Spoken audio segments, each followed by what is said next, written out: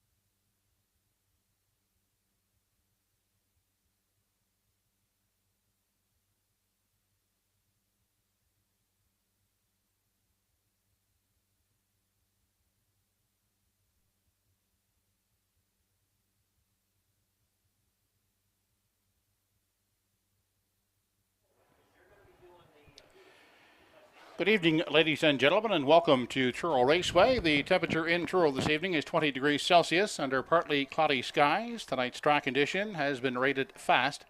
The card this evening conducted under the rules and regulations of the Atlantic Provinces Harness Racing Commission. The senior judge this evening is Kevin Kroll. Associates are Alex Monroe and Mike Ellsworth. We have a few changes to report thus far. The first occurring in the first race. We have a bridle change in race 1 on number 4, Westover Glow. Make it open to closed. And also in the first race, scratched sick is number 7, Deolicious. Race 1, scratch number 7, Deolicious.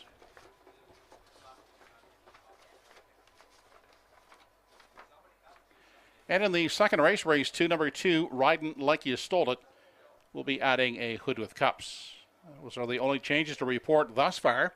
Post time for the first race has been set for 6 p.m. That's in less than 18 minutes. The mutuals are open and selling.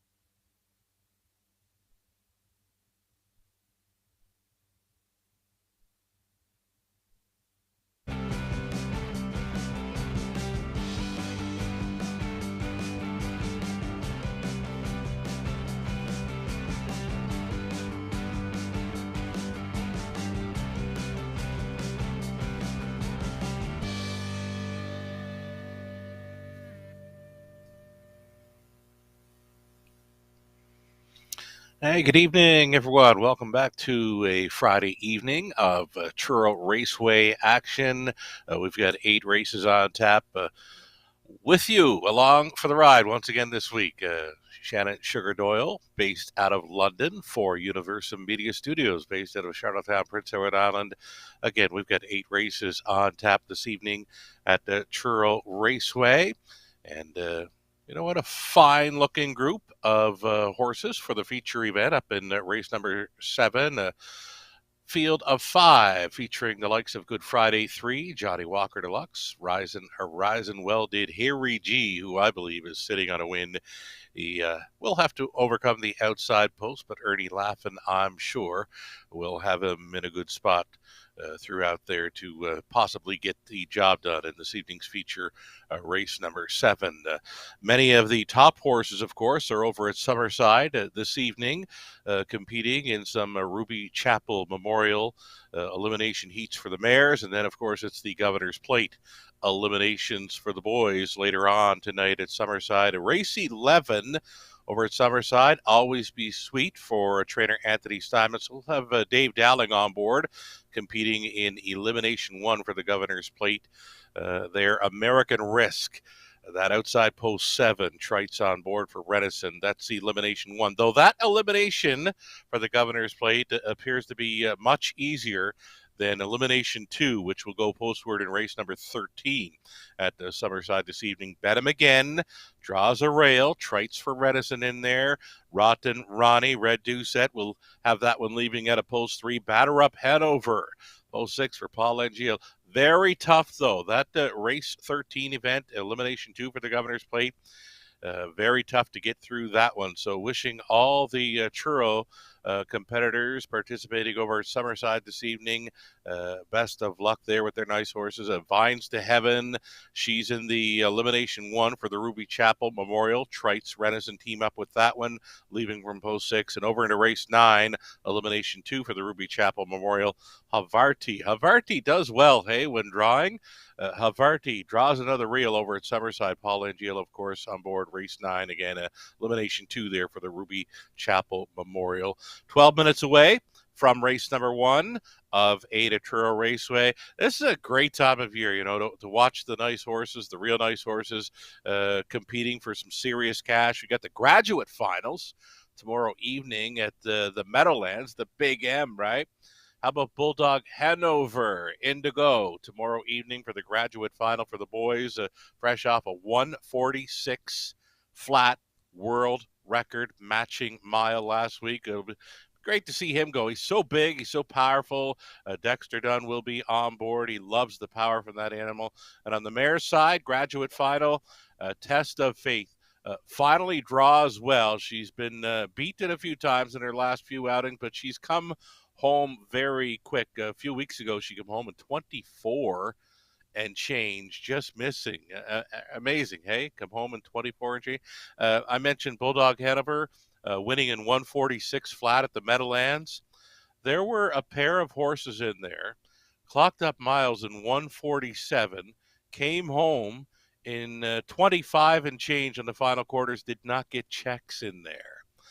That's how fast they go now, folks. They won't be going quite as fast this evening in Truro, but the action will be hot and furious, I'm sure. Again, 8 races on tap, fast track conditions, as track announcer Joe Kelly will pull you through the action this evening. 11 minutes to post time, race number 1.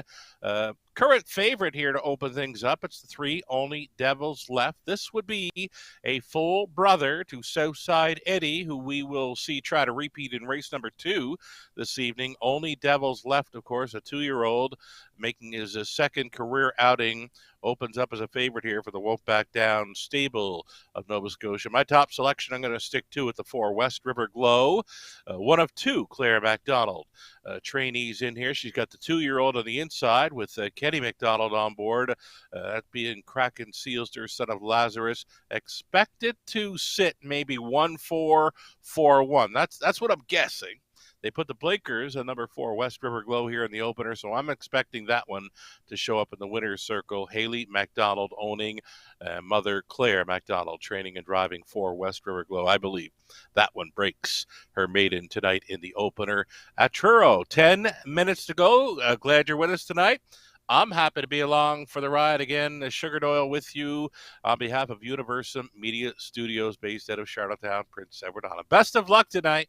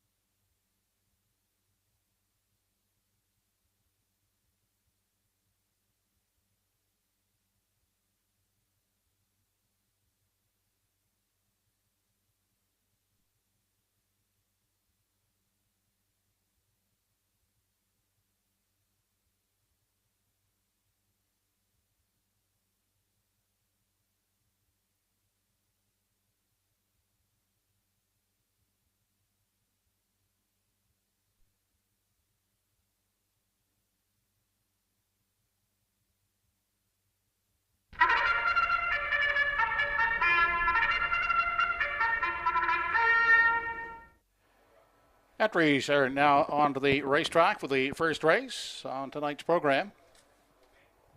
Here's the field. Number 1 is Kraken Sealster. Kenny McDonald will drive for Tess Waxman.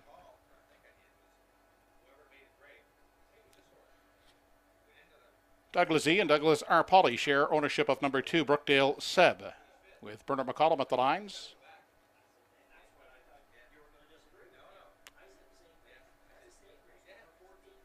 Only doubles left from post 3 has Darren Crow in line to the Won't Back Down stable.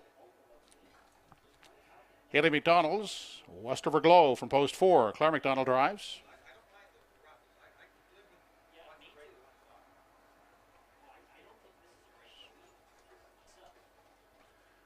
Number 5 in the field is Stone Beach Lily, owned by the Ultimate Stable, along with Todd and Trish Hardy. Kenny Parker Jr. gets the call.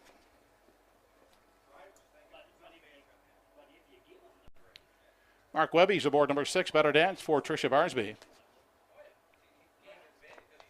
Number 7 has been scratched. Ian Banks, Ernie Gillen, Butch Hocko, and Danny Romo are the owners of 8. Malice Intent, Danny Romo drives. That's the field for race one. Post time in 5 minutes.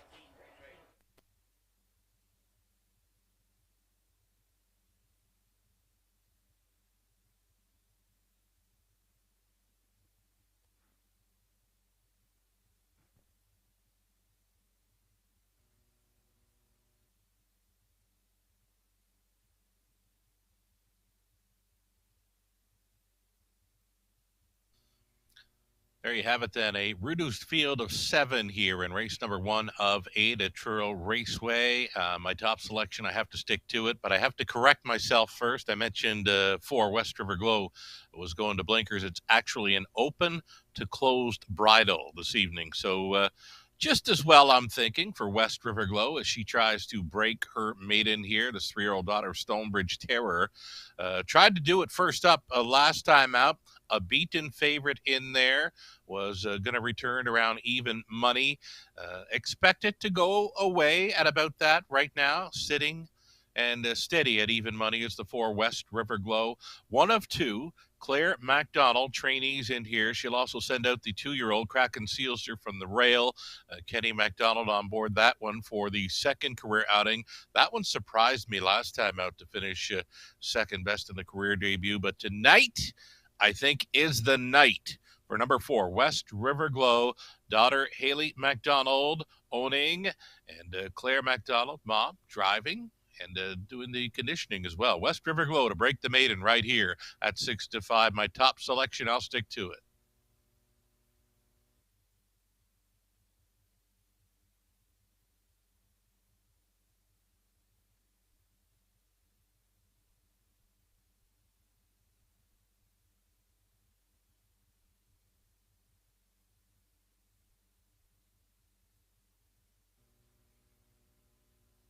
About 3 minutes away now, and here's a look at that 2-year-old Kraken Sealster. Big surprise to me to see the early speed from this one. He took on all comers, really. Last time out, got to the quarter, 28 and 3, half 59 and 4. Still had plenty left to go a final quarter in 29 flat to just miss against Brookdale Mickey, who we'll see later on this evening.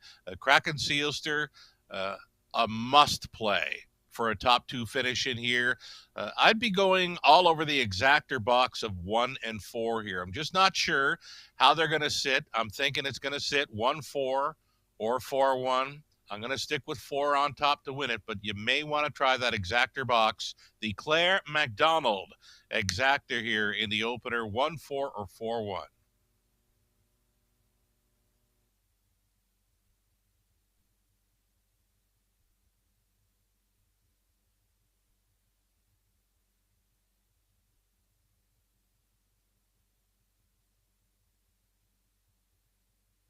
We're going to go outside to our third selection, that being number 8, Malice Intent, facing much easier this time around. Was in to go for $34,000 last time out. She's been facing the Real Princess in each of her last 3. Now, you know, if the Real Princess was in here, she'd be 1-9. Well, they'd probably bar the Real Princess from wagering should she be in here. So again, Malice Intent definitely facing much easier, but that outside post to overcome, and not a whole lot of gate speed that I could see either. So we're going to stick with her for a top 3 finish. But again, if she was facing the likes of who beat her last 3 outings, the Real Princess, yeah, she would be bet down and likely barred from wagering in this one. So Malice Intent, likely to race from off the pace, definitely playable here for Danny Romo. 7-2 currently, makes her a 4th choice in wagering.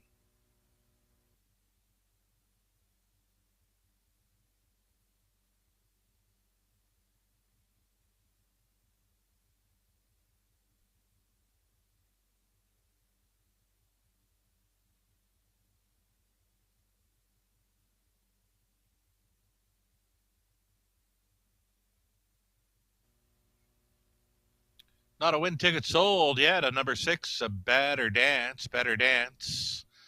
Yet to show any sub 2-minute speed. I think you're going to need some sub 2-minute speed to go with these. So for Better Dance, I believe this one be hoping for a check in the first of 8 at Truro Raceway as we go inside of a minute. Less than a minute for wagers. Race 1 at Truro.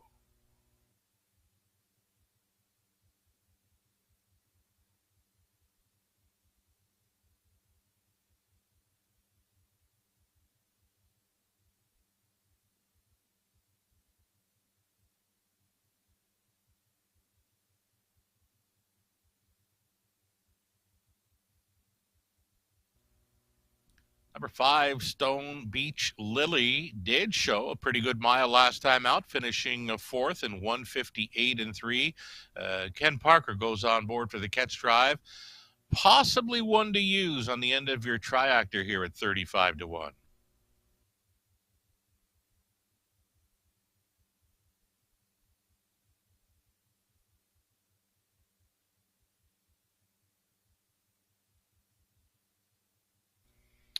Number 2, Brookdale Seb, a second-time starter here for the Pollies. Pooker McCollum Training and Driving was a beaten favorite in stakes action over at EPR. That was on a sloppy track. The thing with this 2-year-old is there's not a whole lot of gate speed. A qualifying mile shows getting to the quarter in about 34 seconds and then jumped it off in that first career start. So I think Brookdale Seb from Post 2 is going to have, we'll be treated with kid gloves here in the early going. I don't see this one racing up close whatsoever.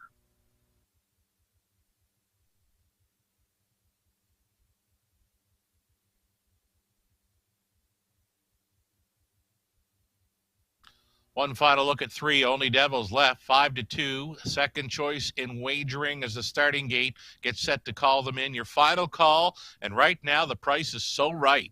On number 4, West River Glow at 3 to 1.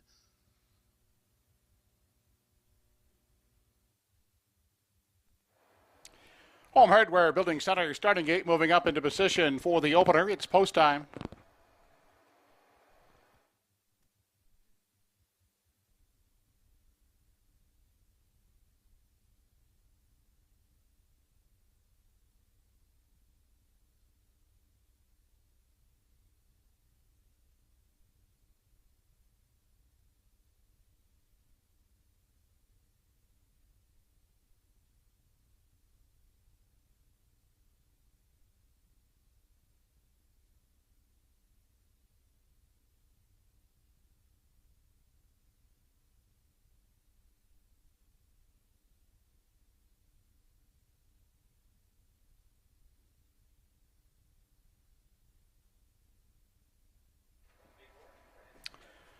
Race number 1 of the evening, top of the stretch, has Kraken Sealster, Brookdale Seb, only doubles left. West River Glow, Stone Beach Lily, Better Dance, and Malice Intent.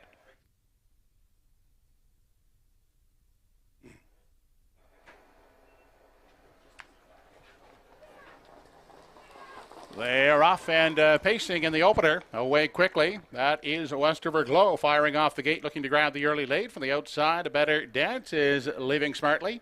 Then down on the inside, Kraken Sealster gets away in 3. On the limb in 4, that's Stone Beach Lily. Along the rail, Malice Intent has found a seat from 5. Gapped out and rough gated there in 6 is only doubles left. And after a steppy start, Brookdale Seb is trailing the field. On through the backstretch, they head past the opening quarter, and up front, it is West River Glow out there, leading it by 3 parts of a length over a parked out Better Dance. Inside and taking the pocket ride will be Kraken Sealster 3rd. And next in line, that's Malice Intent racing out of 4, a tied up 5th.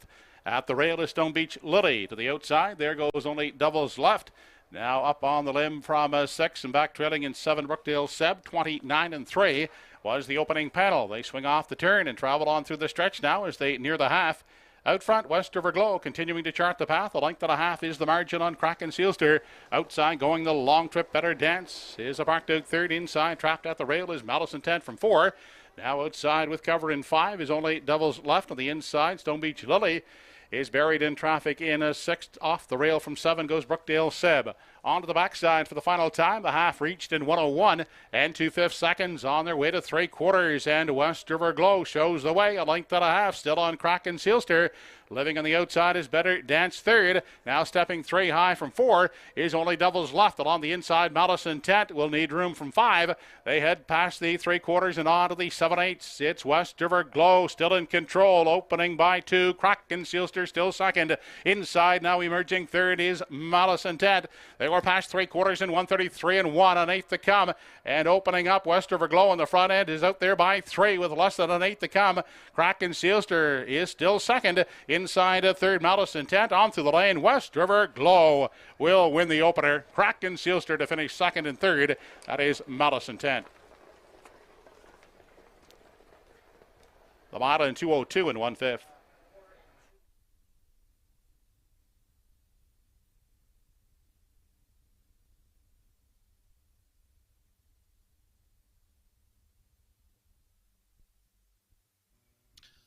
There we go. Just like we drew it up, right? 4, 1, and 8. West River Glow making front here, and Claire MacDonald able to tap things up through that middle half. 103 and change, and it's the maiden score. West River Glow for owner Haley MacDonald and her mom, Claire MacDonald, training and driving this one to victory. Kenny MacDonald showing up for the deuce with Kraken Sealster, the 2-year-old, a sharp second best effort there. And then for the outside post, Malice Intent, Danny Romo in to complete that try. 4, 1, and 8. A great way to start things off here. If you played along with the Sugar Man, we're ice cold on that one. We'll take it because it doesn't happen often, right? But there you see very happy horse in the West River Glow. Nice final quarter there, 29 flat. There was no way any horse in there was going to catch up to West River Glow through the stretch. Again, the quarter mile, 29 and 3, the half, 101 and 2, 3/4, 133 and 1, home in 202 and 1. That middle half breather. And Claire MacDonald will be with Haley MacDonald, I'm sure, here in the winner's circle as West River Glow picks up her first career victory at Truro. Congratulations.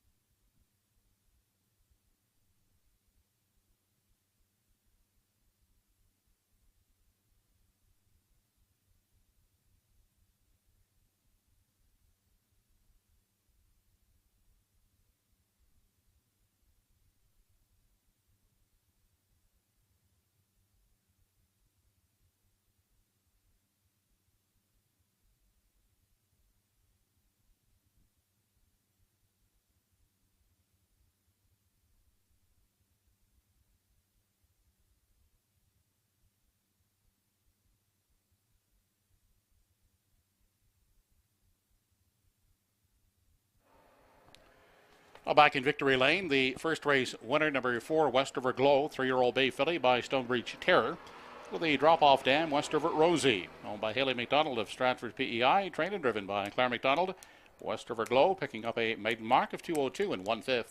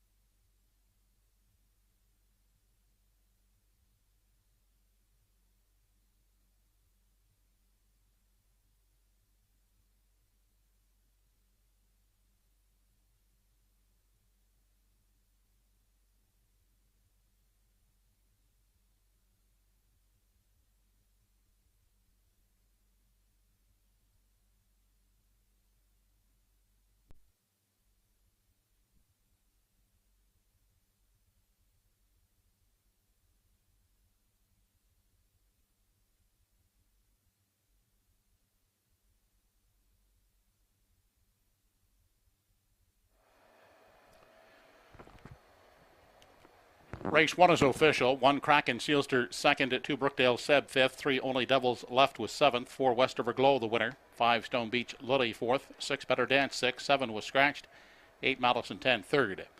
Quarter was 29 and 3, the half 101 and 3, 3 quarters and 133 and 1, the mile 202 and 1/5. Top down, your card is 257, 146, scratched 3. First race try, 4-1-8 combination, $33.20. The 4-1 exactor, $25.20. Up next in races 2 and 3, the early daily double in the second race. Number 2, Riding Like You Stole It, will be adding a hood with cups. No changes in the third race. Post time for the second in 8 minutes.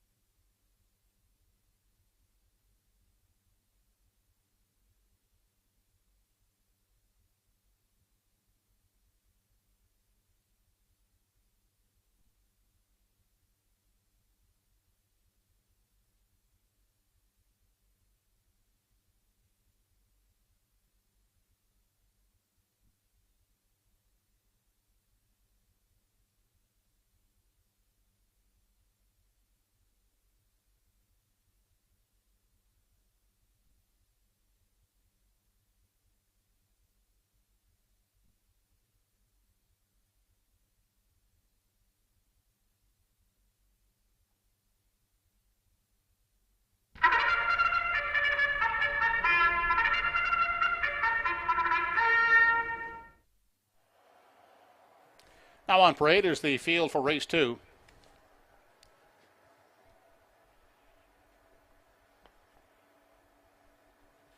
Number 1 is Better On Than Off, owned by Ratchford Stable NS. Ernie Laffencatch drives.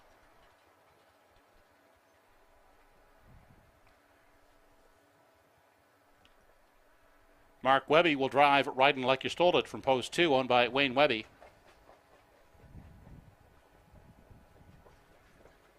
Number 3 is Maximum Lovin', owned by Ian Tate, with Claire McDonald in the driver's seat.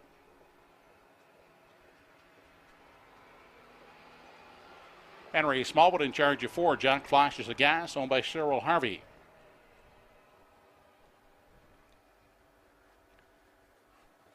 Kevin Dory and Bob Samara, the co-owners of 5 Tory Time, with Danny Romo in tow.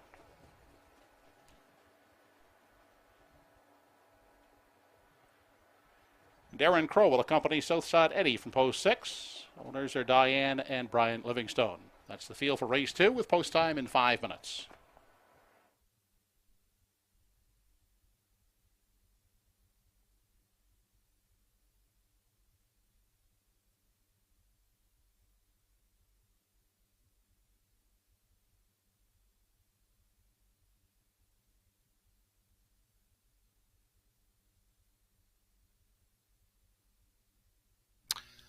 One down and 7 to go at Truro. Here we go with a look at number 6, Southside Eddie. And I'm calling for the carbon copy of last week's race where, he didn't show a whole lot of speed. Southside Eddie with Darren Crow. He just floated on out of there from the rail, made the move around the quarter mile and reached front at the half. And when he did make front, it was over. So Southside Eddie, looking for a similar kind of trip. He will not be showing early speed. He will be coming in the early going, and he just has to mind his manners, right?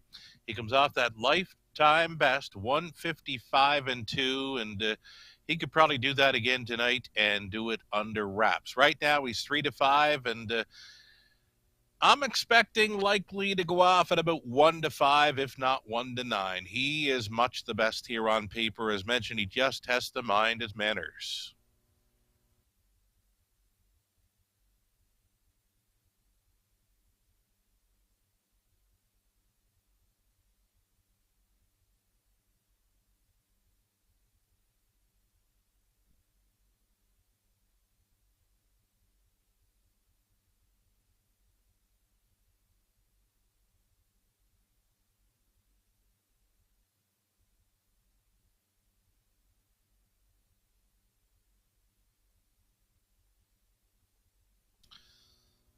Here we go with a look at my second selection here for second, number 2, Riding Like You Stole It. I'm going with the Morning Line Man here for top 3 selections, 6, 2, and 1. Now, Riding Like You Stole It is a season debut. I was a little bit disappointed with the effort. It still looks pretty good on paper, but he was much better last time out when he finished second in 56 and 3. Tonight they put the blinkers on. Noah Webby conditions and Mark Webby driving. Number 2, Riding Like You Stole It. I don't see him winning it unless the 6 wants to misbehave in here, but I'm not going to try to beat the 6. I'm going to use the 2, Riding Like You Stole It, for the deuce once again this week.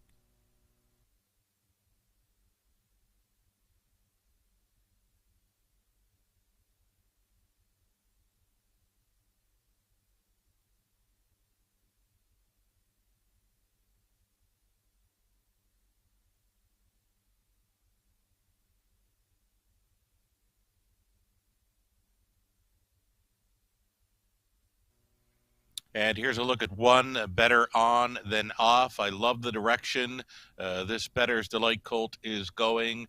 Lightly raced here for the Ratchford stable.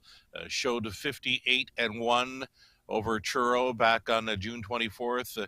Came back last time out for a trip in 56 and 4 with Ernie Laffin on board. So improving each and every time.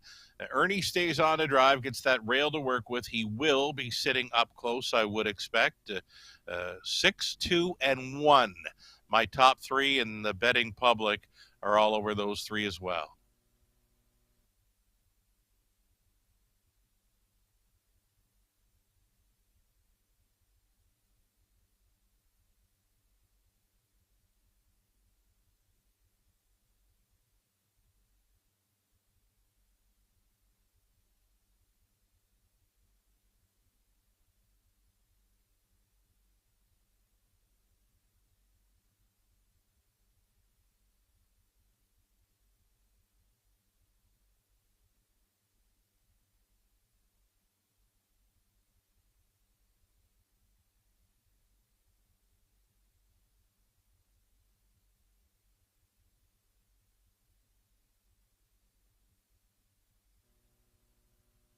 Here's Claire McDonald on board the 3, Maximum Lovin'.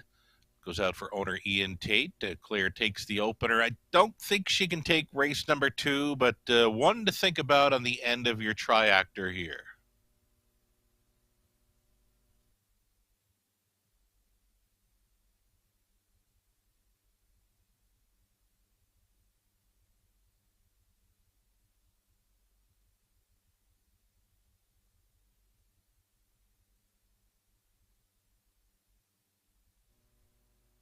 Danny Romo on board number 5, Tory Time. He stays on to drive. Got a clean line last time out, and that's what they were looking for because he did show a break in the start before that. The clean line, it looks fine. 56 and 4, trip to be 4th, and he's another one you might want to think about using on the end of your triactors here in race 2.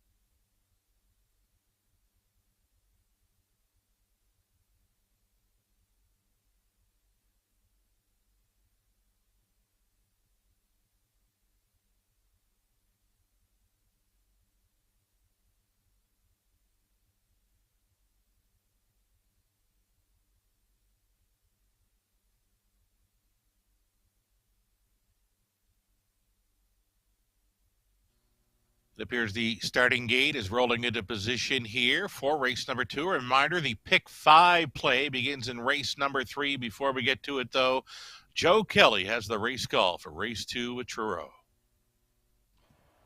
Starters for the second race are now lining up behind the Home Hardware Building Center starting gate. It's post time.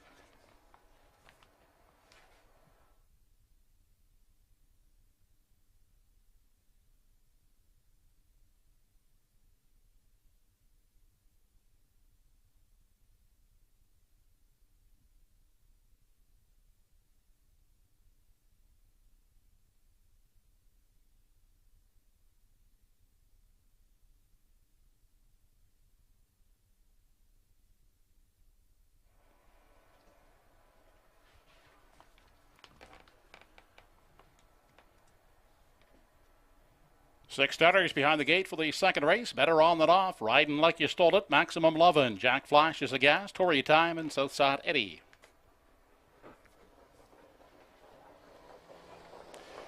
They are off and pacing along the inside. Better on than off. Away looking to grab the early lead. Crossing over. Riding like you stole it. Taking a tuck in the pocket second. Jack Flash is a gas. Caught on the limb third. Inside fourth. That's Maximum Lovin'. Outside and going 3 wide now. That is Southside Eddie. Driving up into 3. Backing off as Jack Flash is a gas. The early trailer. That is Tory Time. On through the backstretch. They head to the opening quarter, and here comes Southside Eddie charging up on the outside. Now to take over the lead from Better On Than Off. Inside a tight up third. Sits Riding Like You Stole It. Gapping out a bit there in 4. That's Maximum Lovin'. Followed by Tory Time, and trailing is Jack Flash is a gas. They continue on now to the 3/8, and the new leader is Southside Eddie.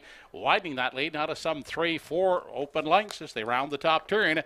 28-3 was that opening panel. On through the stretch as they near the half, and Southside Eddie striding strong on the lead as they arrive at the midway point. Gapped out Better On Than Off is in pursuit second, followed by Riding Like You Stole It third. At the rail, Maximum Lovin' pacing in 4. Tory Time is the 5th one, and Jack Flash is a gas at the back. On to the backside now for the final time. It is Southside Eddie setting that lively clip as they race to the backstretch and on to 3/4 the half. 56 4/5 seconds. Southside Eddie on a mission here as they race to the 3/4 mile mark. Now charging up on the outside, Maximum Lovin' looks to take over second inside. Better On Than Off is third. Off stride there briefly was Riding Like You Stole It, dropping back to fourth. Inside in 5 is Tory Time, and at the back Jack Flash is a gas. 3/4 in 1:25-1. It's Southside Eddie destroying the field here as they round the top turn and straighten out into the lane for the final time. It's all Southside Eddie looking to pick up a mark here as they drive through the lane. Southside Eddie romps in the second. The battle for the place spot here. It'll be tight at the line. It's awfully tight. Maximum Lovin' and Better On Than Off in a place photograph. The mile, look at it, 1:53-3.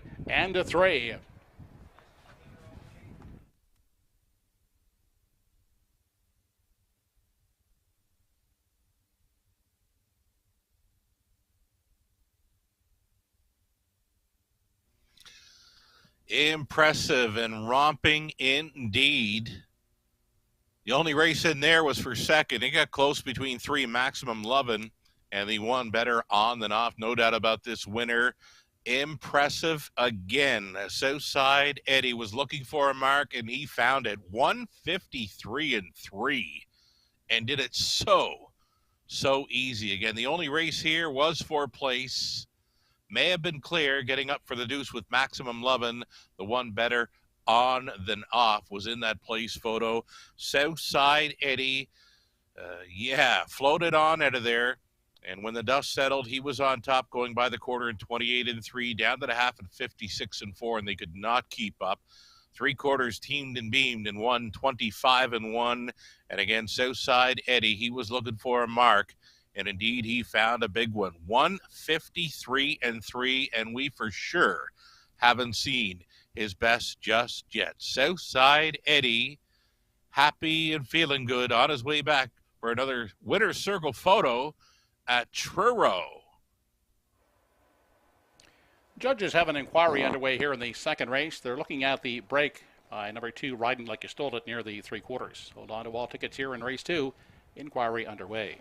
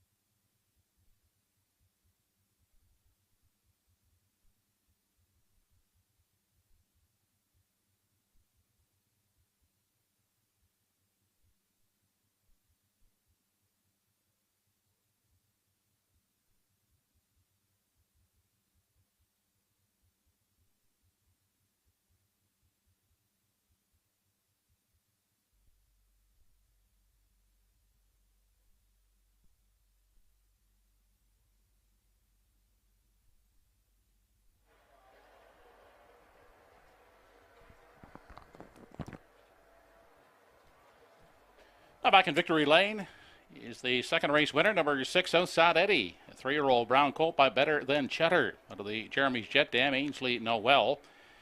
He's owned by Diane Livingstone along with Brian Livingstone. He was bred by Salzburg Stables Incorporated and Rebecca Hamilton, trained and driven by Darren Crow. The Better Than Cheddar colt looking impressive here this evening. Only his 6th lifetime start, and he picks up a new mark of 153 and 3/5.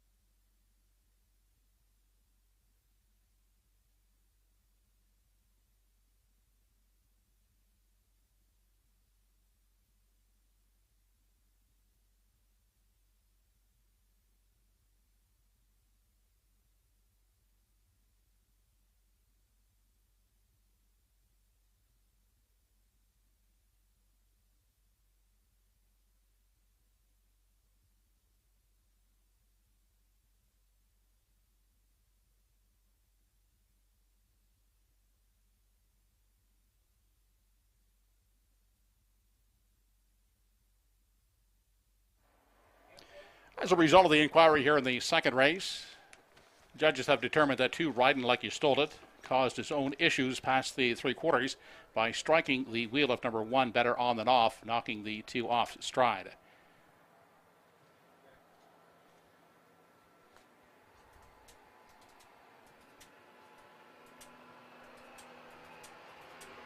And as a result of the finish order here in the second race, no placings will be required.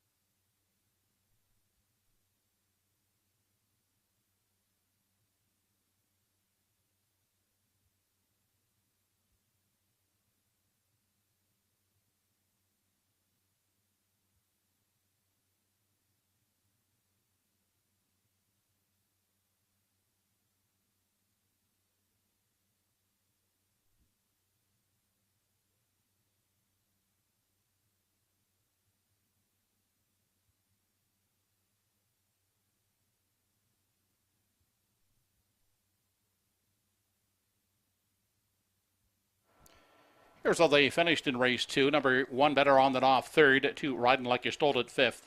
3, Maximum Lovin' was 2nd. 4, Jack Flashes a Gas, 6th. 5, Tory Time, 4th. And 6, Southside Eddie, the winner. Fractions were 28 and 3, 56 and 4, 125 and 1, and a career best of 153 and 3 for number 6, Southside Eddie. Top down, your card is 352 641. 631 try in race 2, $55.90. The 6-3 exactor, $64.50. Up next, the third race. It's the first leg of the Pick 5. No changes in tonight's Pick 5. Post time for the third race in 8 minutes.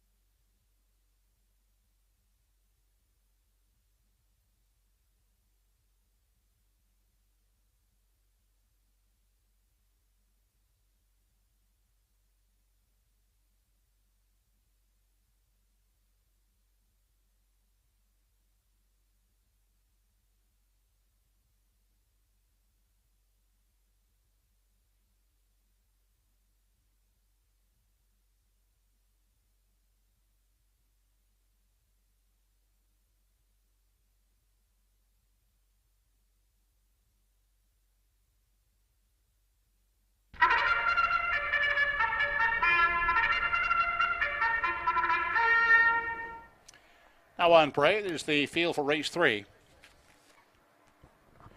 Number 1 is Sunny Billion. Darren Crow driving for the Won't Back Down stable.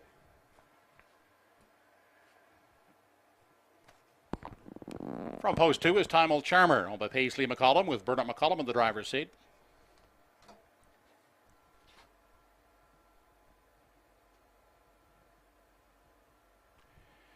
Kenny Parker in charge of 3 Godrow Machine. She's owned by Leslie and Linda Parker.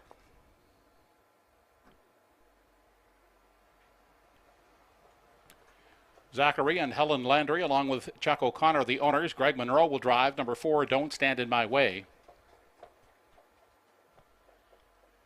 Clayton Stevens owns and drives number 5, Kingston Sealster.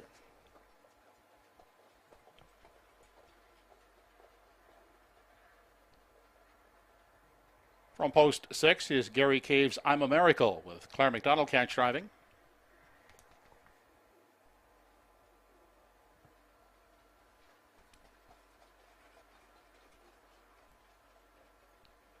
Hilliard Graves will drive and does own number 7, Senior Beach Babe.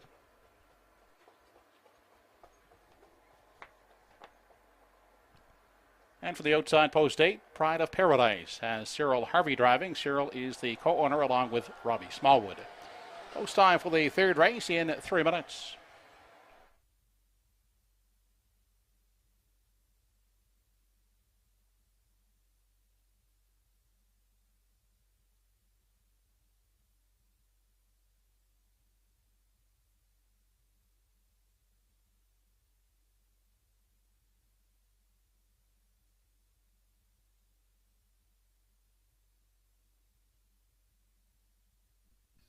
Opening leg of the popular Pick 5 play. It's a dollar-based wager here at Truro Raceway.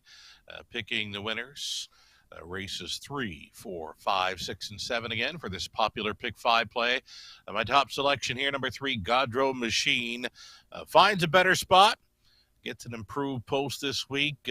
Liking that sub 2-minute speed in her latest Godrow Machine. Kenny Parker on board for the drive. Again, a much improved post and sub 2-minute speed in her latest. I think she's going to the winner's circle. 8-5, second choice currently.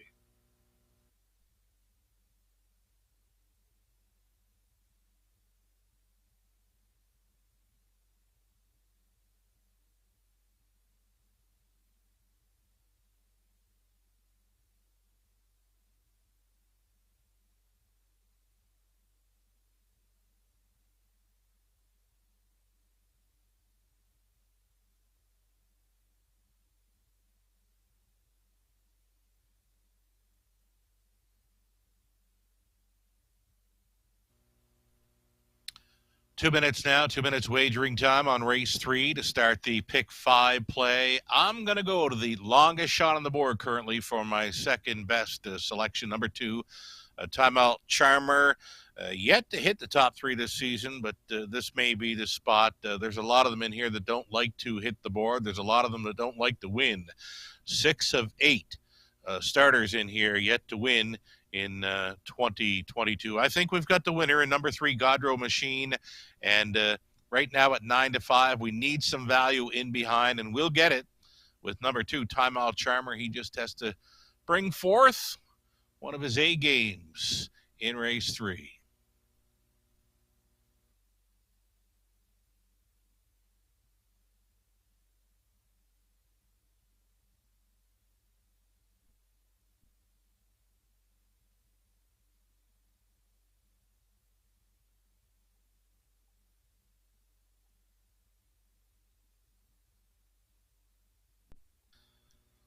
So I mentioned here in the 3rd race, there's not a whole lot of them that like to hit the board or win a race. One of the winners from this season, a number 7, Senior Beach Babe, though that win did not come at Truro. It actually came here in London, where I'm sitting and speaking with you tonight. The only winners this season, number 3, Godrow Machine, that was over Truro. And number 7, Senior Beach Babe, as mentioned, that was over London. I'm going to try her for the show dough to be best of the rest. Number 7, Senior Beach Babe, 9-2 here for Hilliard Graves.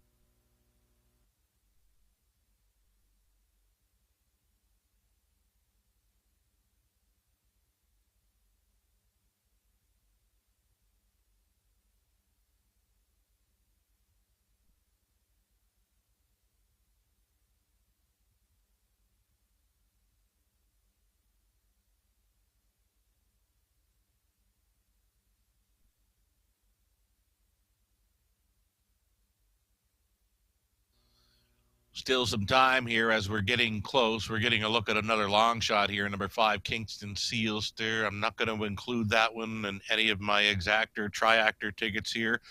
Right now, the current favorite stands with the number 8, Pride of Paradise, from the 8 hole at 8-5. I'm not sure what they're seeing. Well, he did show second best, 2 back last time out. Nothing doing, finishing 7th. And the 8 hole tonight, for Pride of Paradise at 5-2, I'd have to be looking elsewhere.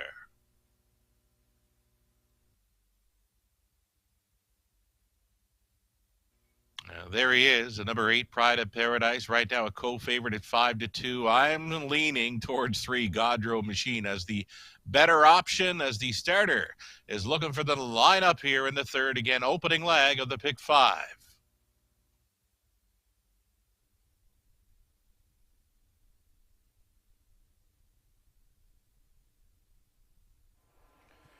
Home Hardware Building Center starting gate now moving for the third race. It's post time.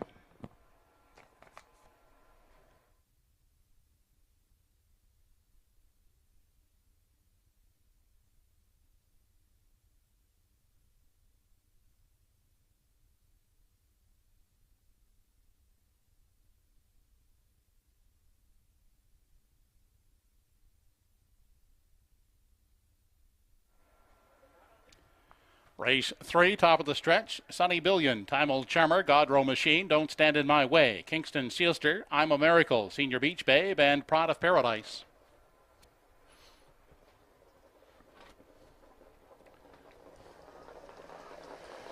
They're off and pacing with Godrow Machine off the gate first. She'll cross over on the lead as they race into that first turn. On the inside, Sunny Billion emerging second outside. That's Time Old Charmer third, 3 high fourth. He's I'm a Miracle, unhurried back in 5 on the inside for Don't Stand in My Way. Then next in line is Kingston Sealster. Senior Beach Babe has 1 beaten into the backstretch. That was Pride of Paradise. They continue on to the opening quarter. Godrow Machine is the leader, parked outside and now backing off and finding a seat in the pocket. That is I'm a Miracle with Sunny Billion. Then racing along in 3, Time Old Charmer is holding down the 4 spot. Campaigning the rail from 5, that's Don't Stand in My Way. Then we go back to Kingston Sealster, followed by the trailers, Senior Beach Babe and Pride of Paradise. 28 and 4/5 seconds was that opening quarter. Off the turn and into the stretch now as they near the half, led by Godrow Machine. I'm a Miracle, pockets up second. Now out first over comes Sunny Billion from 3. Picking up that cover on the limb is Don't Stand in My Way. Then on the inside, nowhere to go for Time Old Charmer. Then we go back into 6 and find Kingston Sealster out and on the move from 7 is Pride of Paradise, and now treading at Senior Beach Babe onto the backstretch, the half, 59 and 2/5 seconds. On past the 5/8 into the 3/4 next stop, and it's Godrow Machine, a length and a half on I'm a Miracle. Trying it first over is Sunny Billion in 3. Don't Stand in My Way, steps out 3 high from 4. The inside, nowhere to go. Time Old Charmer has 5 outside into the 3 wide lane. Goes Pride of Paradise in 6. 3/4.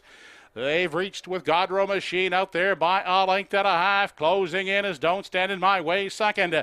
As they race now to the 7/8 on the inside, I'm a Miracle. Looks at it from 3. Up into contention, Pride of Paradise is in the 3 wide lane into contention. Now 4th. Off the turn, Don't Stand in My Way. Looks to take over. Godrow Machine trying to battle back at the rail. 130 was the 3/4. Don't Stand in My Way on the outside is reaching up to take it here in the third race. It's Don't Stand in My Way. Godrow Machine and the closing Senior Beach Babe gets the show spot. Inquiry sign has been posted. The mile in 2:01 and 1/5.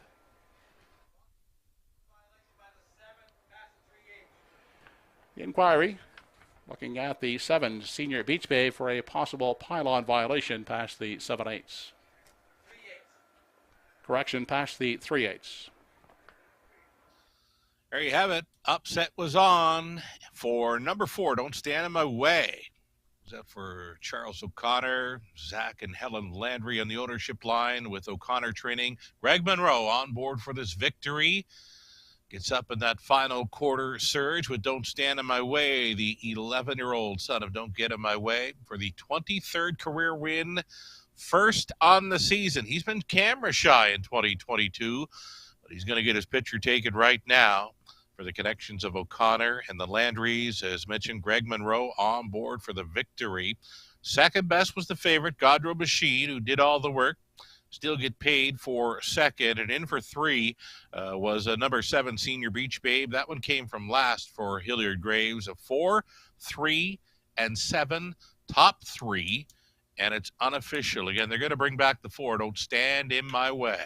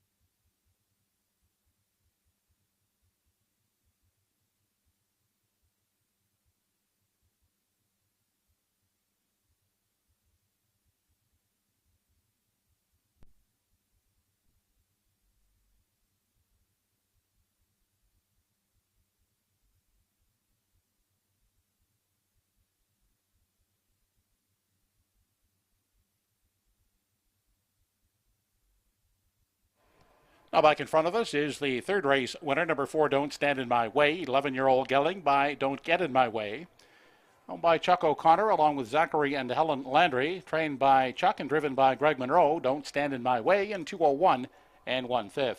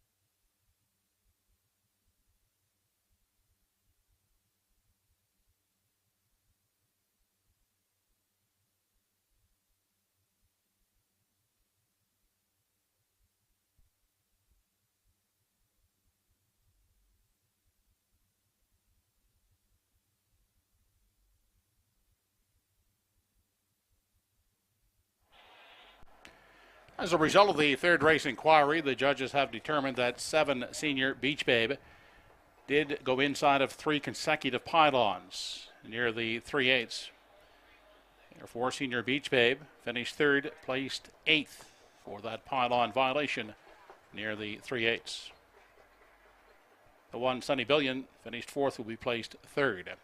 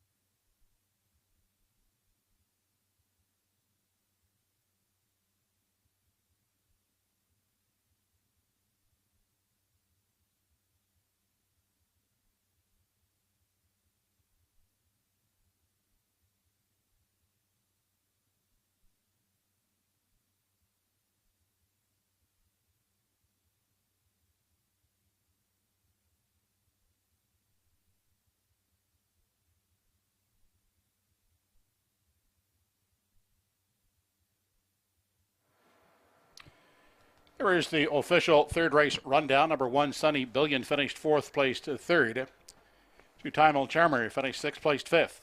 3 Godrow Machine was 2nd. 4 Don't Stand in My Way, the winner. 5 Kingston Sealster finished 8th, placed 7th. 6 I'm a Miracle was 5th, placed 4th. 7 Senior Beach Babe finished 3rd, placed 8th for a pylon violation. And 8 Prada Paradise was 7th, placed 6th. Fractions for the mile, 28 and 4, 59 and 2, 130 in the mile, and 201 and 1/5. Your program should read from the top down after the placings: 3-5-2, 1-7-4-8-6. Triactor in race 3, 4-3-1 combination, $135.70. The 4-3 exactor, $40.70. And the 6-4 daily double, $19.60. Up next, the 4th race. There are no changes in race 4. They'll go behind the gate in less than 9 minutes.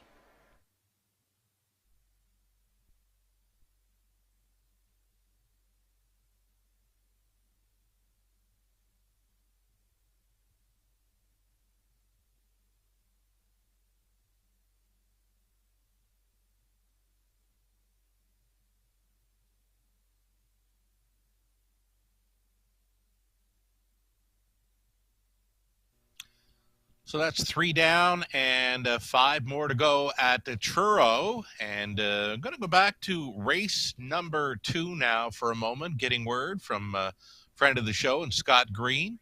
And he has informed me that Southside Eddie is now the newest track record holder at Truro, eclipsing the former 3-year-old colt pacing standard of 154 and 2, set last season by batter up Hanover. Southside Eddie now is the newest track record holder for 3-year-old pacing colts with that 153 and 3 romp back in race number 2. Congratulations to the Livingstones, Diane and Brian, trainer-driver Darren Crow, and the breeders Salzbrook Stables, and Rebecca Hamilton. Southside Eddie, 3-year-old pacing colt track record holder at Truro now, 153 and 3. Again, it was formerly held by batter up Hanover last season, 154 and 2. The 3-year-old pacing gelding record still belongs to Woodmere Steel Deal, 152 and 2. Again, thanks so much, Scott Green, for the info.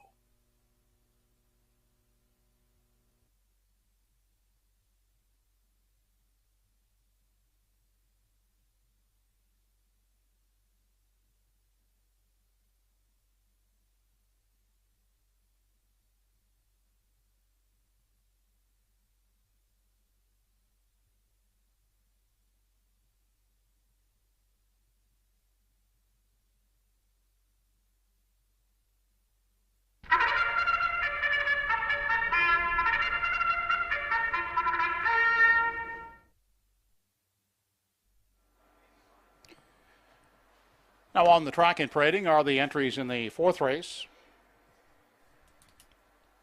From post 1 is Salzburg Flicka. Paul Trev's driving for Tracy McQuaid.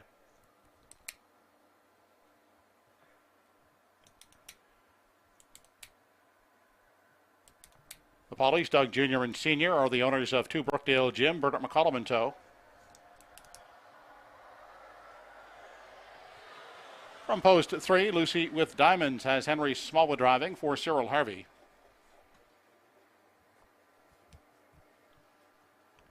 Nova Scotia Beach from post 4, owned by Archie Hattie, Lorraine Daly, Gordy Rudolph with Darren Crow on the bike.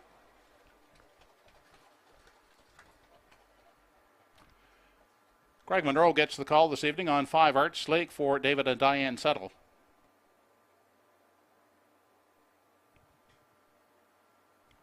Pam Moore's Camco Willow will leave from post 6 for Andy Campbell.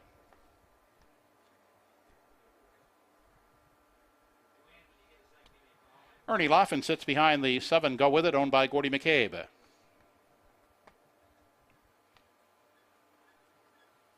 And to round out the field, number 8, Kidham Image, owned by Calvin Eisner with Carl Eisner driving. Only 5 minutes to post.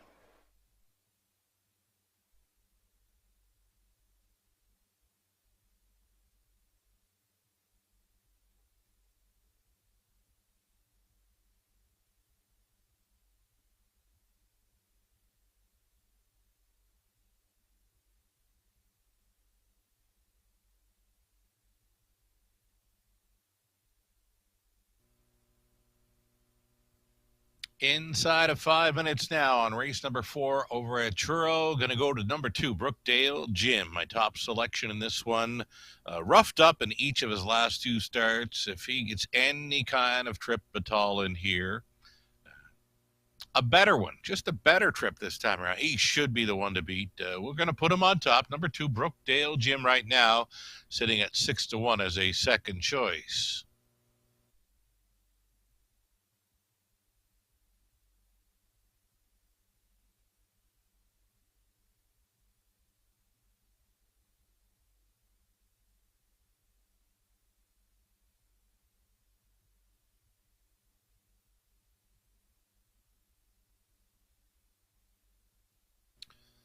Here's a look at the current favorite. This is one Salzburg Flicka. Now, she was much better last week. Ran out of room at the finish. Now, she was sitting 2 throughout and then got stuck behind the leader through the stretch. I believe she's an exactor factor here.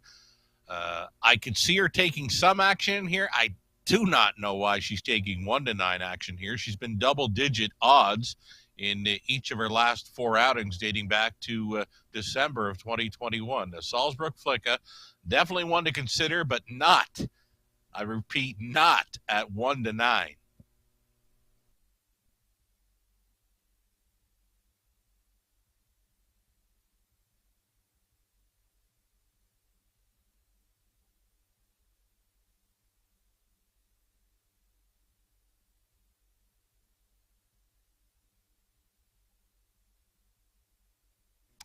Here's Darren Crow on board number 4, Nova Scotia Beach.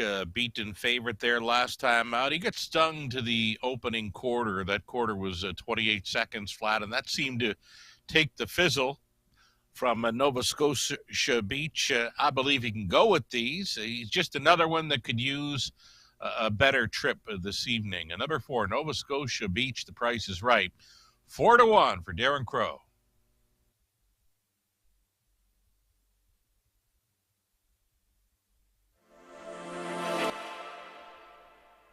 Stretch, Hot Rock Star, the Fascinator, Shadow Day, tight on the line.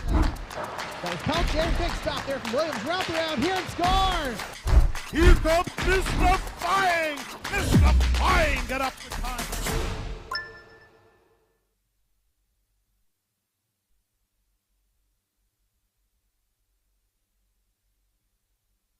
Number 3, Lucy with Diamonds, one of the longer shots on the board here, 46-1, a veteran teamster, Henry Smallwood, training and driving. This one is actually a top selection for the triactor, being Melissa Keith.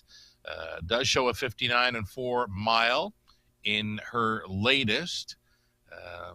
All the rest of them are showing sub 2-minute speed, though, as well.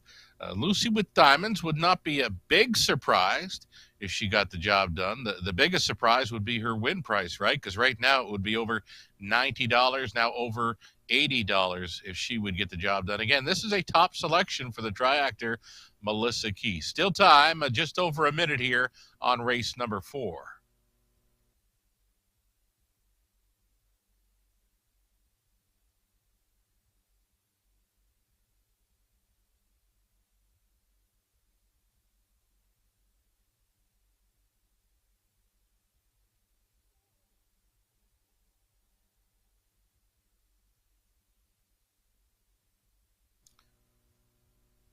It's a tough ask for 7. Go with it to win from the 7 hole here. Ernie Laffin stays on board here for the owner-trainer, Gord McCabe. Go with it. It's the 12-year-old son of Cam Luck. He's more of a trip-type horse. He likes to race up close, gets a bit of class relief.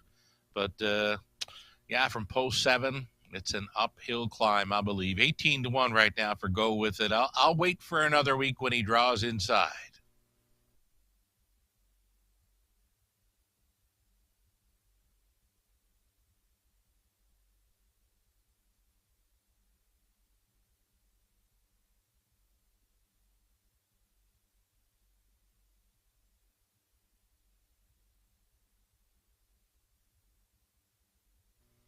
Andy Campbell on board number 6, Camco Willow.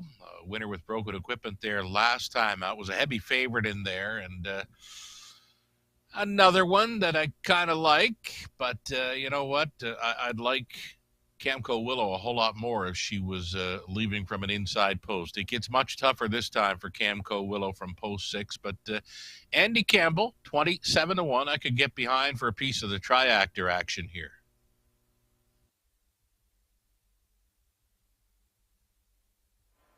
Hilliard Graves, check with the paddock office, please. Hilliard Graves.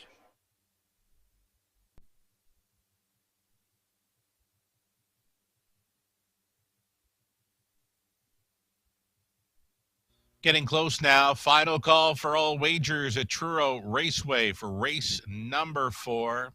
Final look at the outside starter. One of the longest shots on the board, number 8, Kidam Image. A very, very tough assignment from an outside post.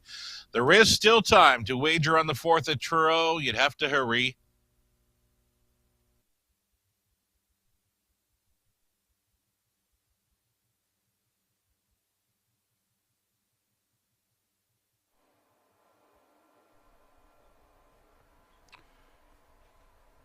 Home Hardware Building Center starting gate now in motion for the 4th race. It's post time.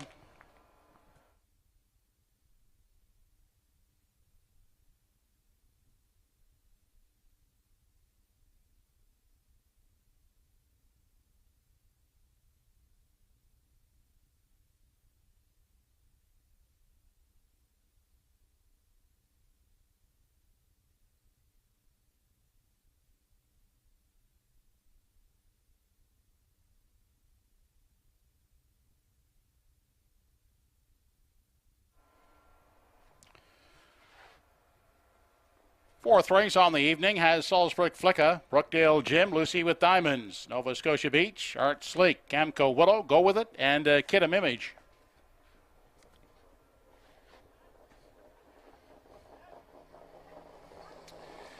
They are off and pacing in the 4th, away quickly. That is Lucy with Diamonds, joined by Nova Scotia Beach. Those two out to vie for the early lead as they race into the first turn, followed out in 3 by Salzburg Flicka. Inside, Brookdale Jim gets away 4th. Caught on the outside, looking for room at the rail from 5 is Kidam Image. Along the inside, Art Slick. Next in line from 6. Back 7th is Camco Willow. And at the back of the field as they race to the opening quarter, that is Go With It. Lucy with Diamonds will set the early tempo. Leads by a length. The tied up Salzburg Flicka is sitting in the garden spot.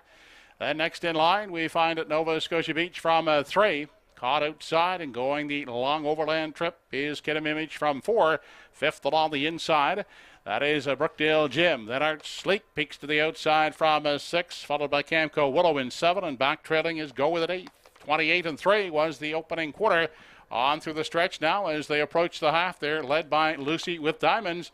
with Salzburg Flicka in for the Golden Journey second. On the inside is Nova Scotia Beach looking at it from 3 outside. Park Kidimevich is traveling fourth. Inside and trapped at the rail, that's Brookdale Jim looking at it from 5. On the outside, 6th is Art Sleek on the move from 7.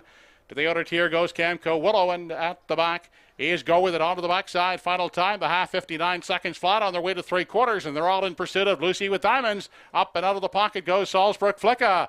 Moving up along the rail will be Nova Scotia Beach. Kidimevich lives on the outside of 4th. Inside and racing 5, but blocked at the rail is Brookdale Jim. They travel now to the 7/8, and they're still led by Lucy with Diamonds. Outside, Salzburg Flicka second, inside third. That is Nova Scotia Beach gaining ground, 3 wide into contention. 4th, here comes Camco Willow. 1:28 and 4 was at 3/4. Lucy with Diamonds leads them off the top turn. Outside and down the center of the track comes Camco Willow. Lucy with Diamonds. Camco Willow down the center. Lucy with Diamonds. Camco Willow. It's awfully close. Camco Willow. Lucy with Diamonds in a win photo. Nova Scotia Beach is third.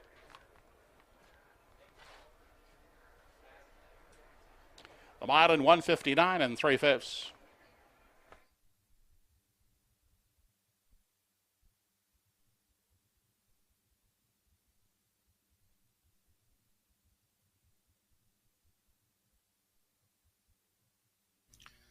This got really, really close on the line. They got there in 1:59 and 3. Here's Lucy with Diamonds doing all the work, trying to get paid, but closing up very strong in the late going. Camco Willow for Andy Campbell may have gotten there. It's very close, too close to call. In for third, looked like the 4, Nova Scotia Beach, and then the 1, Salzburg Flicka, who took all that early action, dismissed at 1-2. She rode the pocket, made the move at 3/4, and finishes 4th. Waiting on the result of a win photo here. 6, Camco Willow, or 3, Lucy with Diamonds. Any way you slice it, it's an upset winner. Lucy with Diamonds, 13-1, or Camco Willow, 11-1. Waiting on the result of a win photo, race 4 at Truro. Judges have posted the inquiry sign here in the 4th race. They're reviewing the stretch drive action involving 3 Lucy with Diamonds and 4 Nova Scotia Beach. Hold on to all tickets here in the 4th. Inquiry underway for stretch drive review here in the 4th.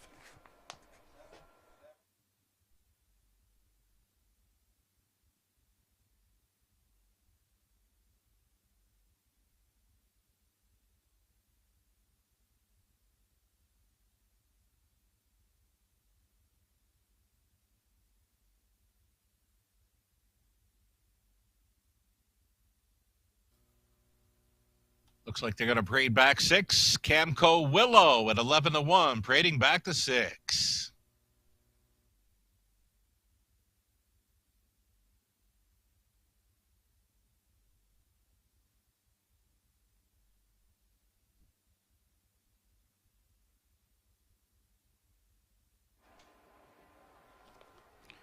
The 4th race winner is now back in victory lane. Number 6, Camco Willow, 7-year-old daughter of West Wardo Hanover. Owned by Pam Moore of Truro. Pam does the training and Andy Campbell does the driving. Camco Willow pacing in 1:59 and 3/5.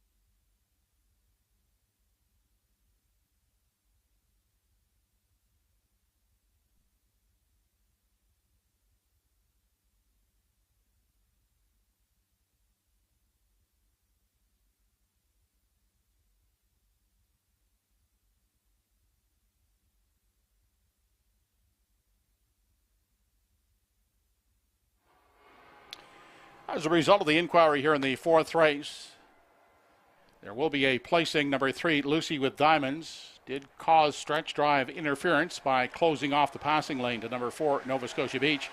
Therefore, number 3, Lucy with Diamonds, who finished second, will be placed behind Nova Scotia Beach to third. And the 4, Nova Scotia Beach, finished third, will be moved up to second.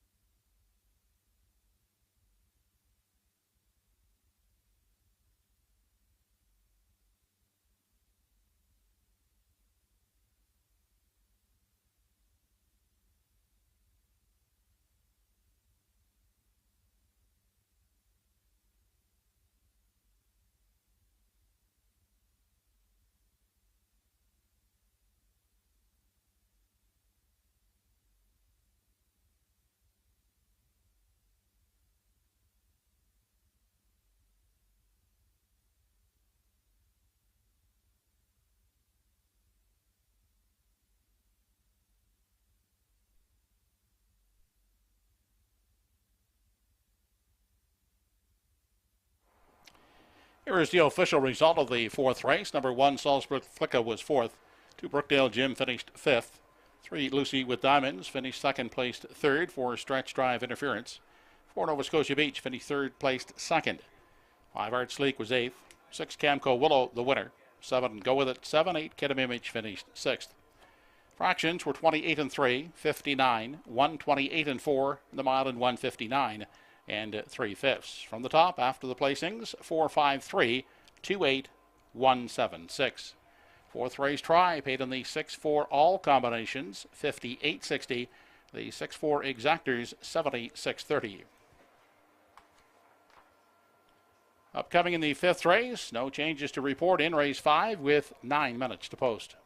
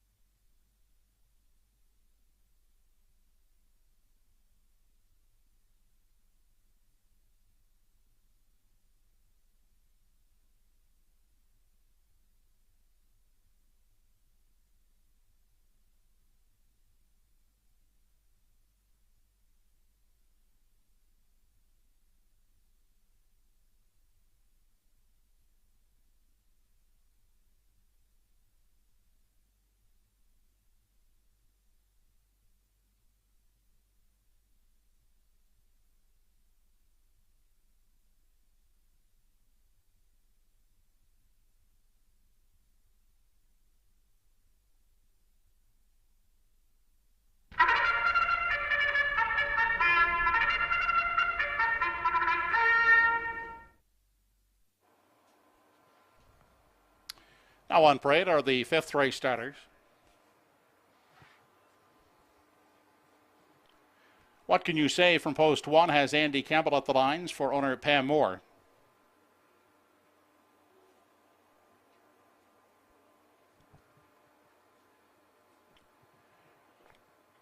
Ernie Laughlin will pilot from post 2, number 2, Dusty Lane Sebastian, owned by Cameron McCacken.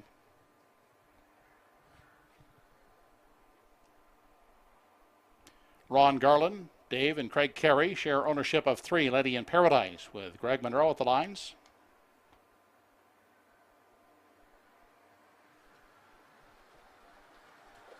From post 4 is Tobin's Native, owned by Sonny Seitman and William Shearer, with Darren Crow up.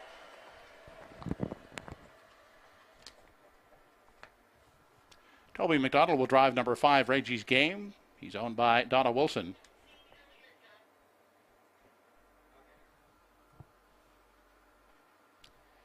Daniel Hilt, Jeff and Bob Skinner share ownership of 6, Woodmere Denver. Danny Romo in the driver's seat.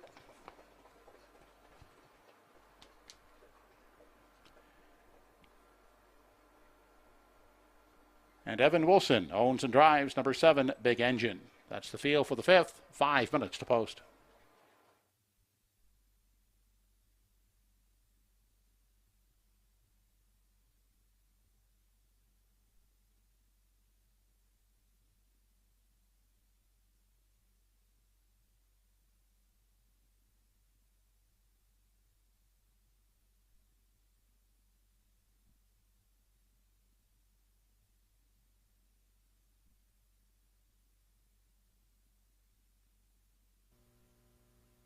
So we're at the halfway mark now of this Friday evening program at Truro. 4 down and 4 more to go. And we get a look at the three-legged mare, Lady in Paradise, 6-year-old daughter of a Western Paradise. Big mile last time out when she stopped the clock in 56-1. She was finishing 4th in there against the likes of Always Be Sweet, Harry G, and Havarti. Now, if any one of those were in here, we'd be backing them as well. She came 28-1 on her final quarter, and it looks like a good spot for her to pick up her first win of 2022. Greg Monroe for the driving double, possibly aboard number 3, Lady and Paradise, here at Even Money.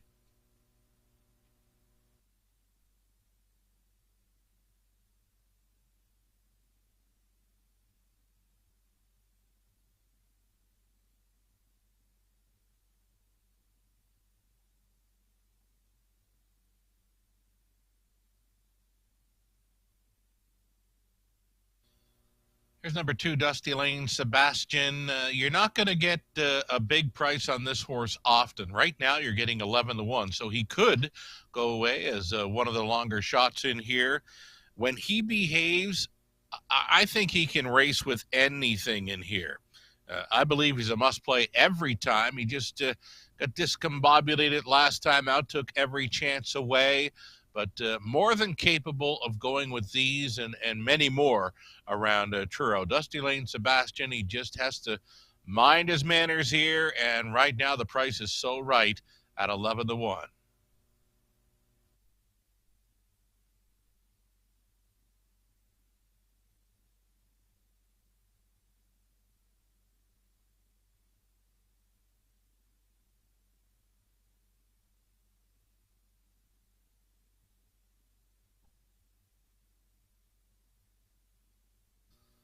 Here's the 6, Woodmere Denver. Woodmere Denver right now is a second choice at 8-5. He steps away from stakes action. Now, I'm not going to expect his best here. His best being like 155, home in 27-4, like he did 2 starts ago over Charlottetown. I think he can still factor. I don't think he can win. These 3-year-olds that step away from stakes action and go into condition races, you know, when they draw inside, when they're on the rail or leaving post 2, you can get behind them. But when they're leaving outside and in a condition race, you know, there's much bigger races for the likes of Woodmere Denver this summer. So Again, we won't expect his best effort, but we can include him as a possible factor for a top 3 finish. 8-5 right now, 6. Woodmere, Denver, Danny Romo, training and driving.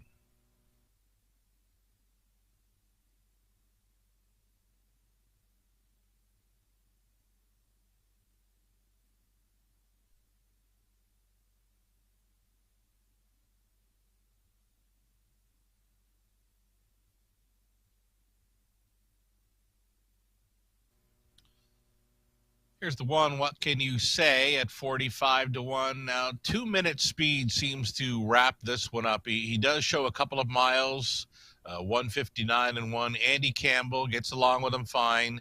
I think he'd be doing well to get a check in here. From that inside post, there's many in here that can go 56, 57 kind of speed. So what can you say? In tough, with the rail. Like I said, if he could get out of here with a 4th or 5th best finish, I think he'd be doing well.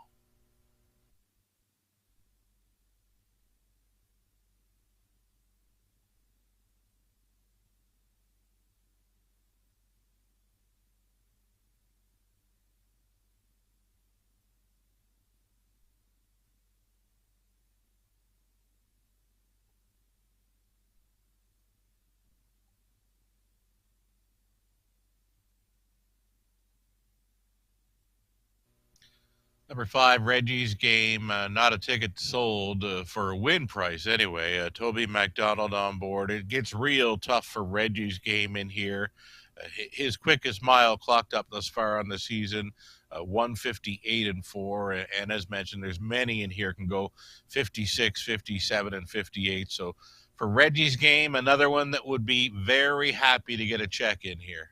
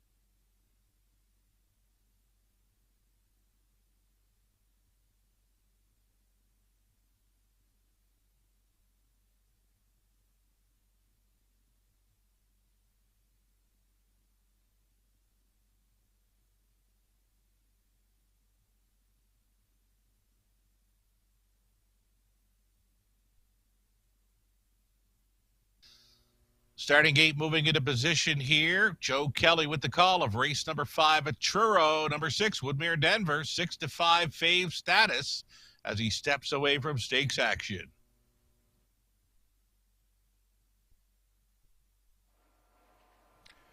Home Hardware Building Center starting gate now moving up for the 5th race. It's post time.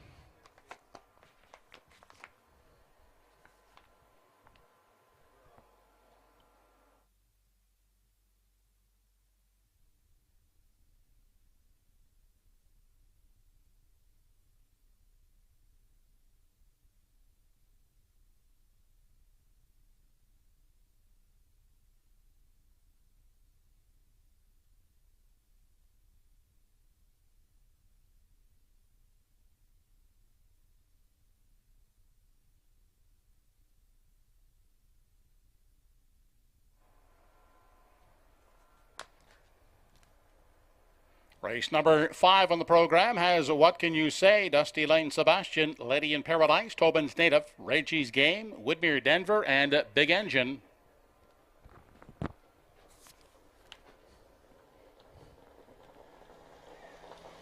They're off off and pacing with Tobin's Native getting the first call. In at the rail is What Can You Say? And also moving out quickly is Lady in Paradise into that first turn. And Tobin's Native will take charge early as they race by the opening eighth. What Can You Say at the rail is second.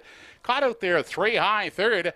That is Big Engine. Also moving up on the outside, Woodmere Denver into fourth. Inside and fifth is Lady in Paradise. Jumping it off is Dusty Lane Sebastian there in sixth. He's back down pacing now, but on the outside and trailing, that is Reggie's Game. They arrive at the quarter with Tobin's Native showing the way out there by 2 lengths. Parked out Big Engine is sitting second. Along the inside, What Can You Say? Paces along in 3. Next in line, fourth. That is Woodmere Denver. Back fifth at the rail for Lady in Paradise. Opening quarter, snappy 27 and 4/5 seconds off the turn and into the stretch now as they approach the half, led by Tobin's Native. Outside, parked Big Engine is still traveling second. Inside and getting the pocket ride. What Can You Say? Third. Now back to the outside goes Woodmere Denver from 4. Fifth along the rail is Lady in Paradise. Further on back, we find Reggie's Game and the trailing breaker, Dusty Lane Sebastian onto the backside. 57 and 3/5 seconds was the half. On to 3/4 there, led by Tobin's Native. Outside is Big Engine. Inside, What Can You Say? There goes Woodmere Denver. He sent 3 high now from 4. They race to the 3/4, led by Tobin's Native, but Woodmere Denver now takes aim on the outside as they race into the turn now onto the 7/8. Woodmere Denver pacing right on past Tobin's Native as they continue on to the 7/8. Also out 3 high. Here comes Lady in Paradise as they move past the 7/8 and off the top turn. 127 and 2 was the 3/4, and they're led home by Woodmere Denver. Tobin's Native is still second with Lady in Paradise now third. On down the stretch they come. It's Woodmere Denver with Tobin's Native second. Lady in Paradise, the closing Dusty Lane Sebastian, but it's Woodmere Denver to win it. Second is Tobin's Native. Charging late to finish third is Dusty Lane Sebastian.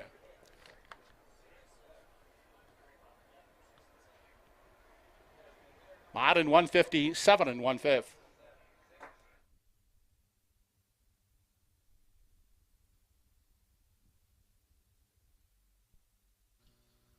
Well, I stand corrected. I thought we wouldn't see Woodmere Denver's best this evening, but it appears we got close to it. He just missed his life best of 57 flat. He won this evening in 157 and 1. Danny Romo had him in a perfect spot throughout. It left with them, found a 4-hole, and then made the move to go second over with them. So again, Woodmere Denver, nice trip there for the veteran Danny Romo on board for the Skinners and Hiltz.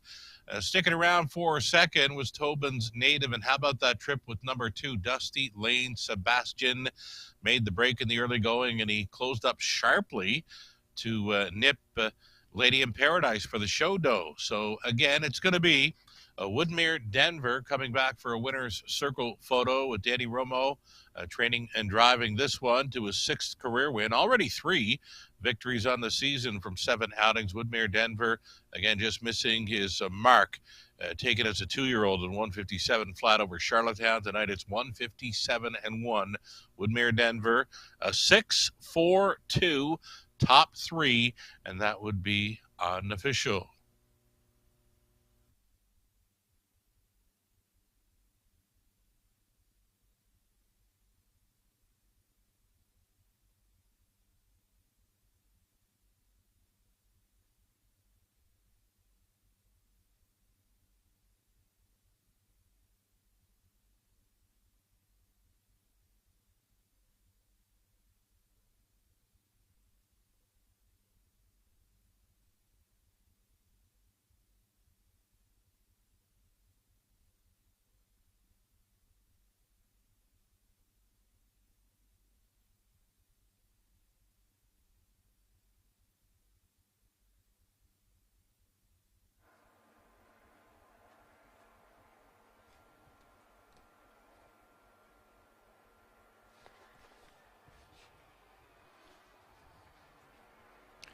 Now back in the winner's enclosure, the winner of race 5, number 6, Woodmere Denver, 3-year-old Bay Geling, son of Pang Shui.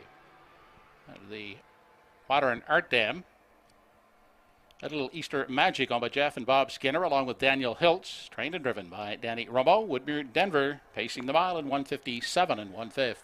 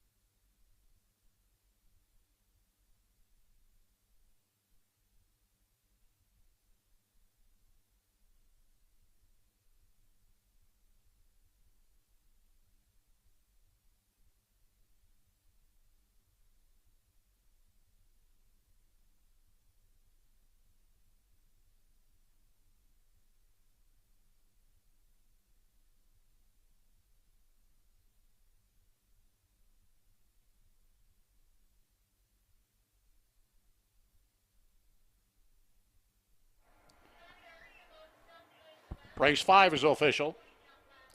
1, What Can You Say? 6, 2, Dusty Lane Sebastian 3rd, 3, Lady in Paradise 4th, 4, Tobin's Native 2nd, 5, Reggie's Game 7, 6, Woodmere Denver the winner, 7, Big Engine 5th.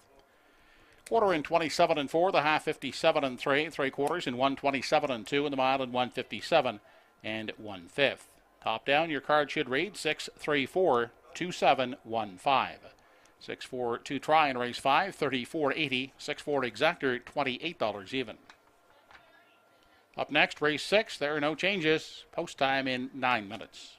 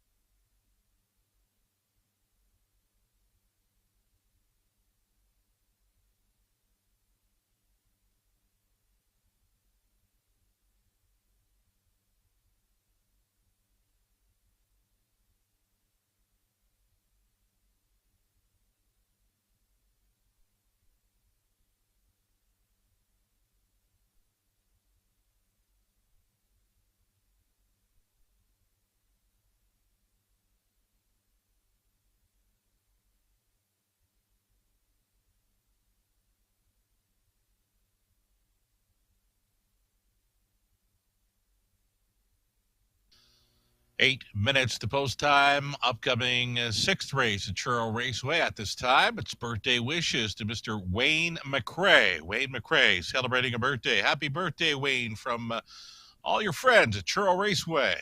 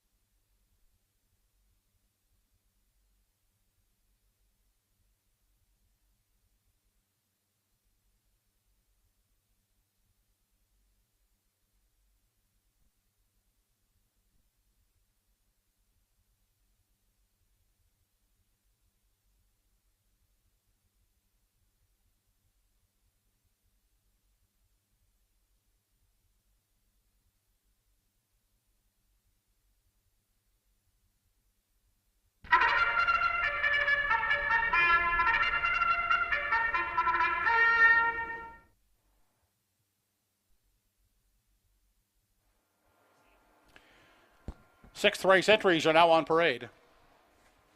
Here's the field. Number 1, Coot Cobbler, has Greg Monroe at the lines for the Autumn Gold Stable.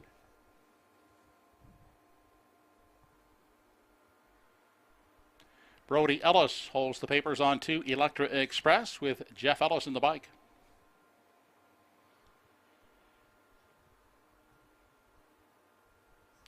Clayton Stevens owns and will drive from post 3, Grin's Little Flirt.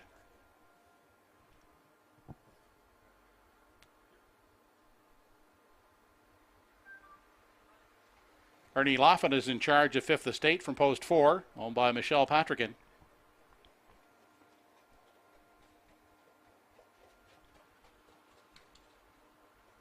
From post 5 is Dinger 2, owned by Henry Smallwood, with Cyril Harvey driving.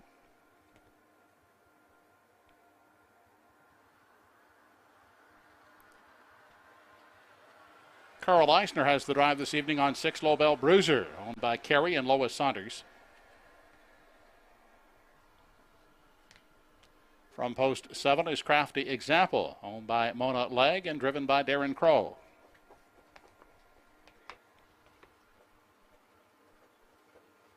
And from post 8, Kirk Paris will steer Mighty Mouse for the CC Stables.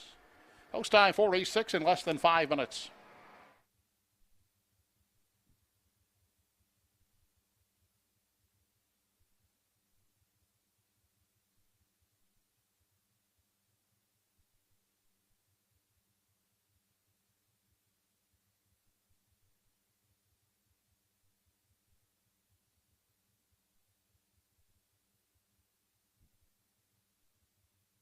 Hilliard Graves, contact the paddock office, please.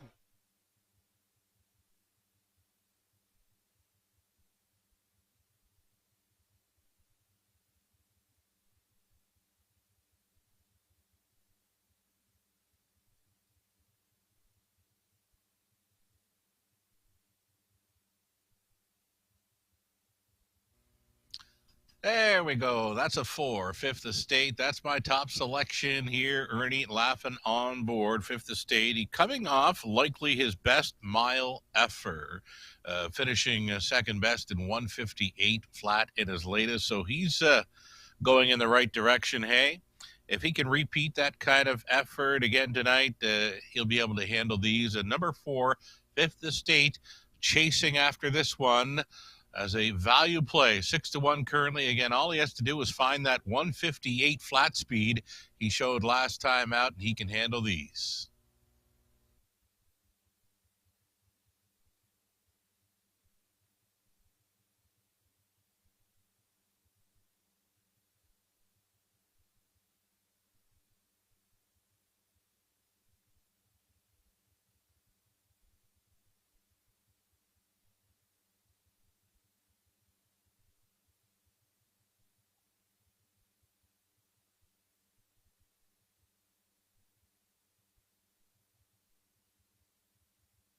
Number 2, Electra Express. Another value player here I'm using for a top 2 finish. Getting class relief, plus gets an inside post here for Jeff Ellis. Jeff training and driving for Brody Ellis of Bible Hill. And number 2, Electra Express, should be rounding into form by now. It's the 5th start of the season. Beware of number 2, Electra Express on the class drop.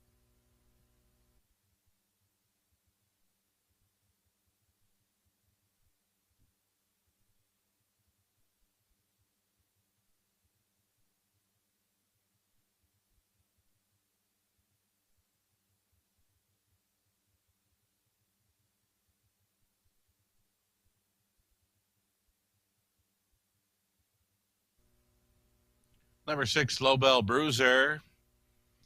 Brought his A game last time out, and he's going to need it again this time around. Use with caution, though. Lobel Bruiser has been a beaten favorite in many of his most recent starts. He happened to get the job done because he behaved last week. He's just a one-time winner from 10 outings this season. Lobel Bruiser, Carl Eisner.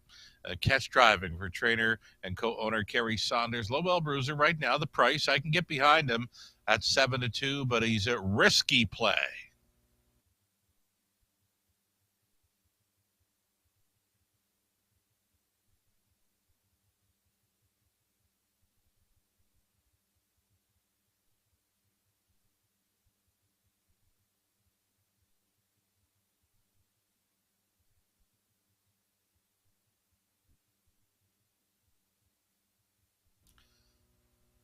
Number 3, Grin's Little Flirt. Did get a victory 2 back with Andy Campbell on board. One of the longer shots on the board and likely to go away as a long shot. I just don't see it happening for Grin's Little Flirt. She'd have to find 3 or 4 seconds to go with these.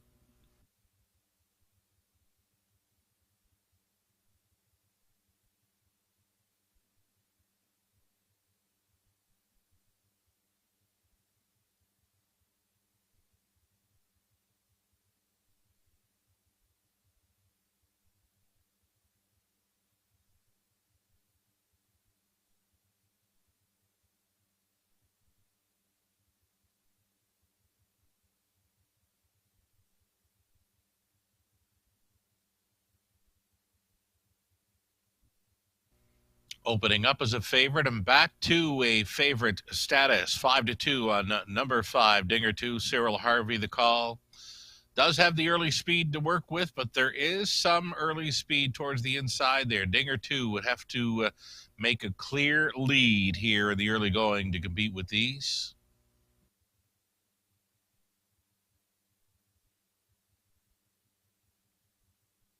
There's that win photo from back in race number 4, where it was the 6 Camco Willow getting up to win it. Lucy with Diamonds was second, placed third for coming in on the passing lane there of number 4, Nova Scotia Beach.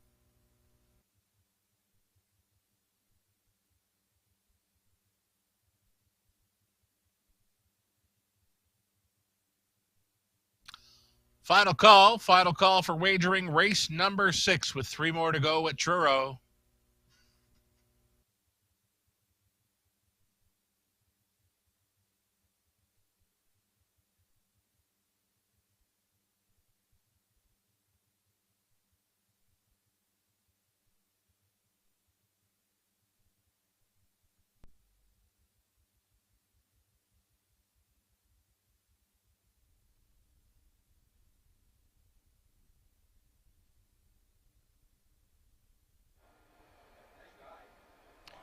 It's post time for race 6. Home Hardware Building Center starting gate is moving.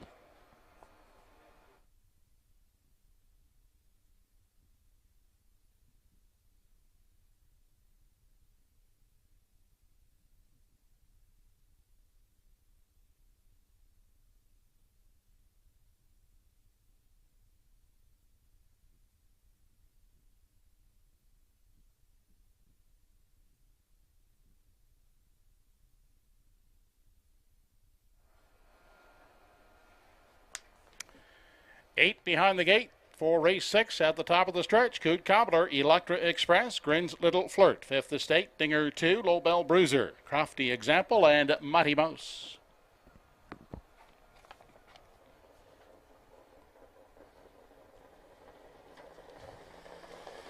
They're off and pacing with Electra Express, moving out sharply along with Coot Cobbler at the rail. Then crossing over on the outside, third, that is Dinger 2, followed out by Grin's Little Flirt in 4. Caught wide, 5 is Lobel Bruiser. Also out wide from 6 is Mighty Mouse. Back in 7 as they race to the backstretch. That is Fifth Estate, and sitting at the back of the field, Crafty Example. They move to the opening quarter, led by Electra Express. Parked out, Dinger 2, outside second. In the pocket, that's Coot Cobbler looking at it from 3. Then Grin's Little Flirt gets away in 4 outside. And parked 5th is Lobel Bruiser. They continue past the 3/8. The opening quarter was 28 and 4. And it is Electra Express. Will not let Dinger 2 by as they round the top turn. Dinger 2's in for the long trip. Second, inside a third for Coot Cobbler. Then at the rail in 4 is Grin's Little Flirt. Gaining ground to the outside and up 5th and now 4th. That is Lobel Bruiser to catch up to the cover as they race into the lower turn. On to the 5/8 ahead, still led by Electra Express. Coot Cobbler getting a perfect 2-hole ride second. Dropping back on the limb third, Dinger 2. Outside wide 4th for Lobel Bruiser. On to the backstretch. Final time as they head to 3/4. The half, 58 and 2. They're led down the backstretch by Electra Express. Coot Cobbler still second. Outside and uncovered third for Lobel Bruiser. Following his cover is Fifth Estate, moving into contention now 4th, dropping back. A tired Dinger 2 is now 5th. They race on over to the 7/8. Electra Express opening up by 2.5, 3 outside. Lobel Bruiser is second. Coot Cobbler on the inside is pacing a third. Then 4th, that is Fifth Estate. 128 and 2, 3/4. They're led off the top turn by Electra Express. Still has 3 lengths on Lobel Bruiser as they straighten out for the payoff. Coot Cobbler trying to hang in third. On down the stretch they come. They're not going to catch Electra Express. Electra Express reporting home a some 5-length winner over Lobel Bruiser and Fifth Estate. The mile in 158 and 2/5.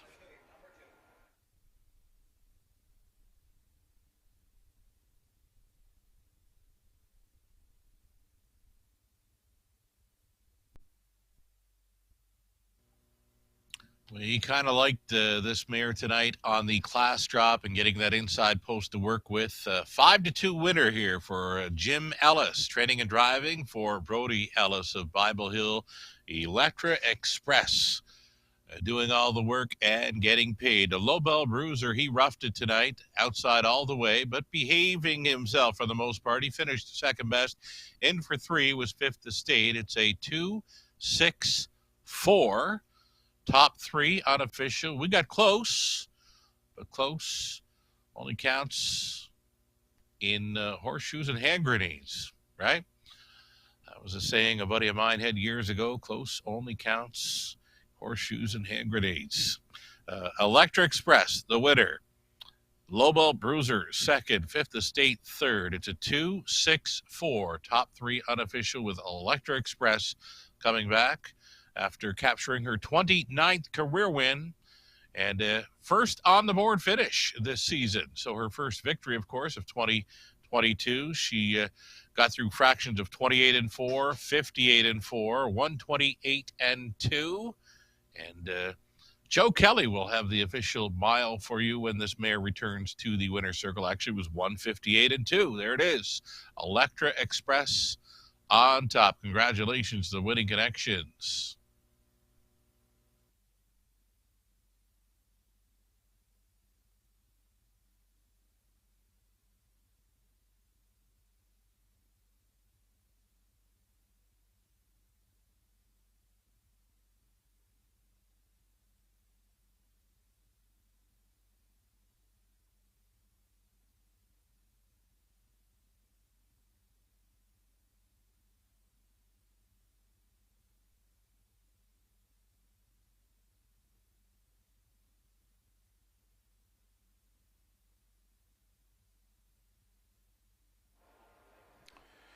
Now in Victory Lane, the winner of race 6, number 2, Electra Express. 8-year-old daughter of Western Paradise, is owned by Brody Ellis of Bible Hill, trained and driven by Jeff Ellis. Electra Express winning in 158 2/5.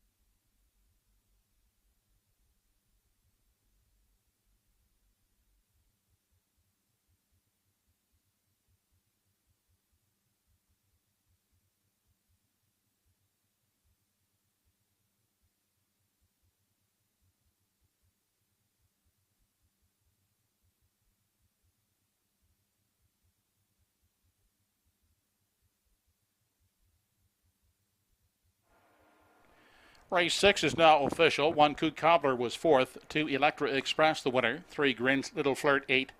4 5th Estate 3rd. 5 Dinkert 2 7th. 6 Lobel Bruiser was 2nd. 7 Crafty Example 5th. And 8 Mighty Mouse finished 6th. 28-4 was the quarter. The half 58-2. 3 quarters in 128-2 in the mile for Electra Express. 158 2/5. Top down in review 418. 37256. 264 try in race 6, $76.30. The 26 exactor, $15.80. Up next, the 7th race. No changes in race 7. Race 7 is the first half of the late double. There are also no changes in the 8th. Post time for the 7th in 9 minutes.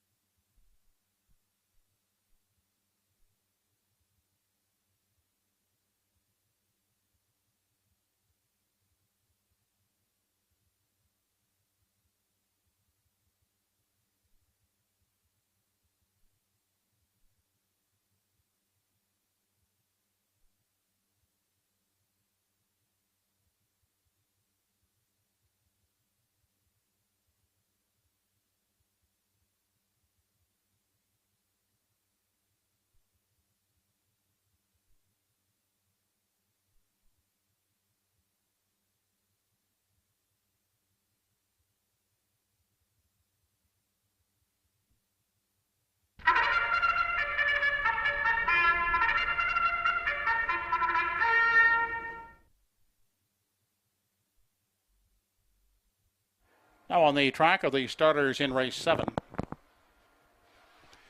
Here's the field. Number 1 is Good Friday 3, owned by Debbie Ellis, with Jeff Ellis driving.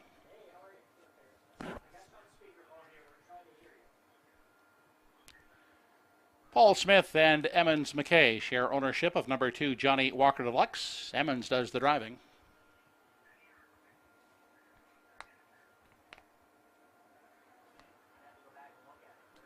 Darren Crow will guide Horizon from post 3 for the Won't Back Down stable.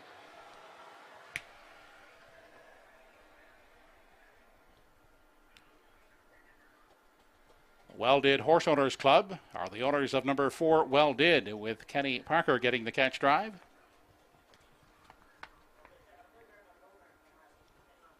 And Harry G will complete the field from post 5. Ernie Laffin gets the calls for Christina Gillis. Post time for race 7 in 5 minutes.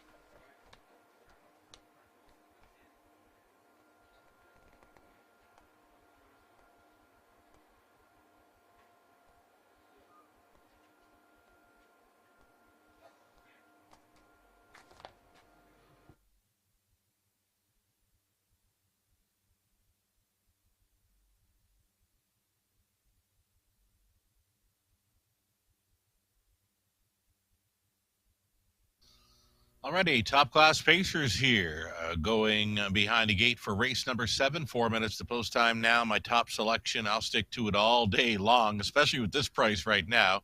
9-1. You're not going to get 9-1 come post time. He will get bet down further. I'm not sure he'll go away as a favorite, but he should for sure be more like his morning line odds of 5-2. He paced 155-3 last time out. He came home 27-4 on the end to finish second best, to always be sweet. Nothing here showing anything close to that kind of speed in recent starts. He looks much the best, and I just can't get over this price right now. At 7-1 on number 5, Harry G. Ernie laughing on board, loving it.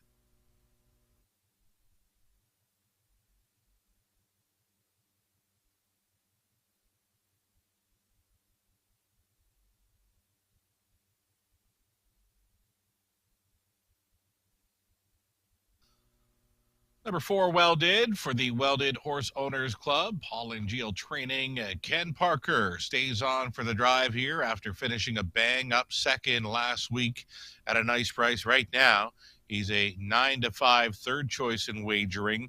Solid check getter, as mentioned, closed up strong in his last 2. I can see him second best again here with these.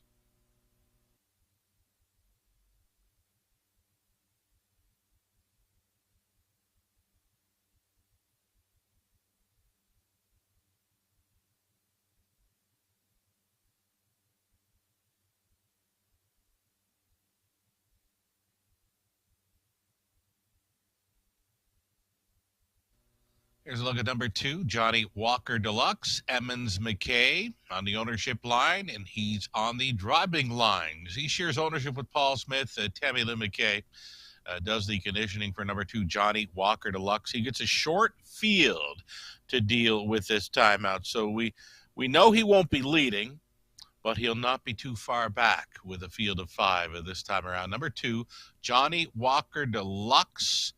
I believe he's a top 3 threat this time around. Have a look at 8-5.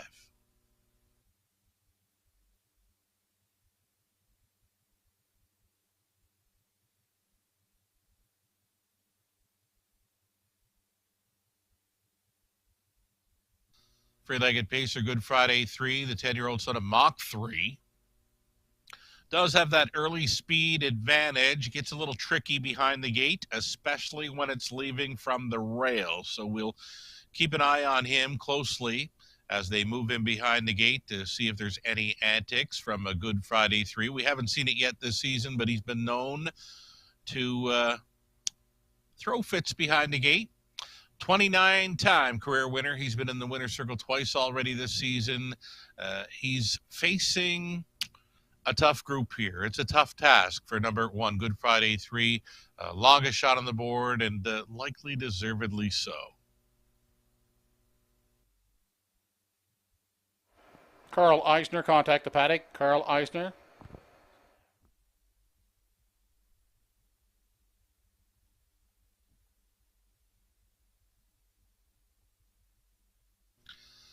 And we've seen the rest. Maybe we're looking at the best right now. Number 3, Rising Horizon, the co-favorite at 8-5, and has been doing some pretty good work for the Won't Back Down stable, a fractional ownership group there. Rising Horizon, 8-5 status. Darren Crow on board for trainer Gardner McCallum. One to consider. Not quite sure he can get the job done, but I'd be using him behind Harry G for the exactor in tries.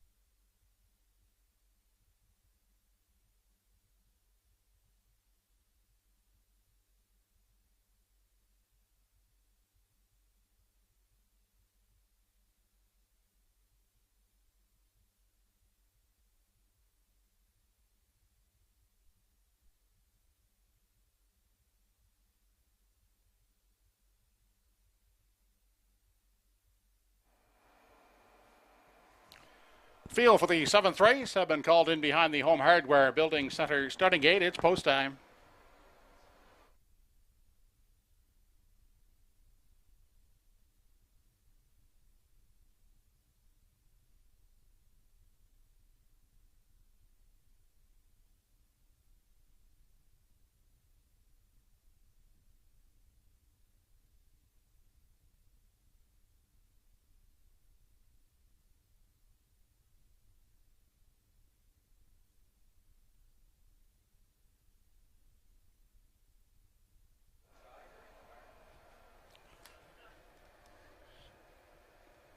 Seventh race, top of the stretch. Good Friday 3. Johnny Walker Deluxe, Rising Horizon, Well Did, and Harry G.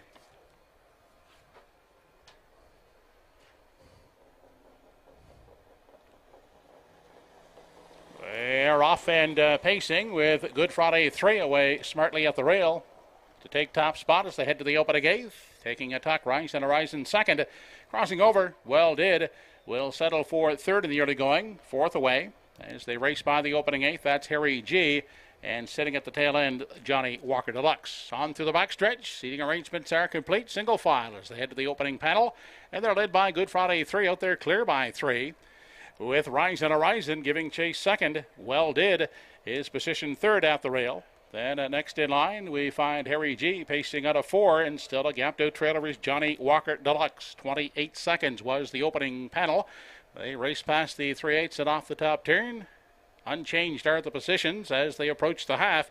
It's still Good Friday 3 setting the tempo. Still clear by 3. Rising Horizon trying to close that gap second. Then at the rail in 3. That is Well Did. Harry G still pacing at the rail in 4. And Johnny Walker Deluxe is the 5th and trailing one.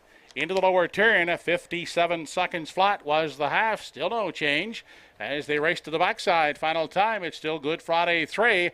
Now by a diminishing 2 lengths. A tighter second is Rising Horizon. Well Did. Now a closer 3rd with Harry G still back there in 4. And Johnny Walker Deluxe is 5th. They arrive at the 3/4.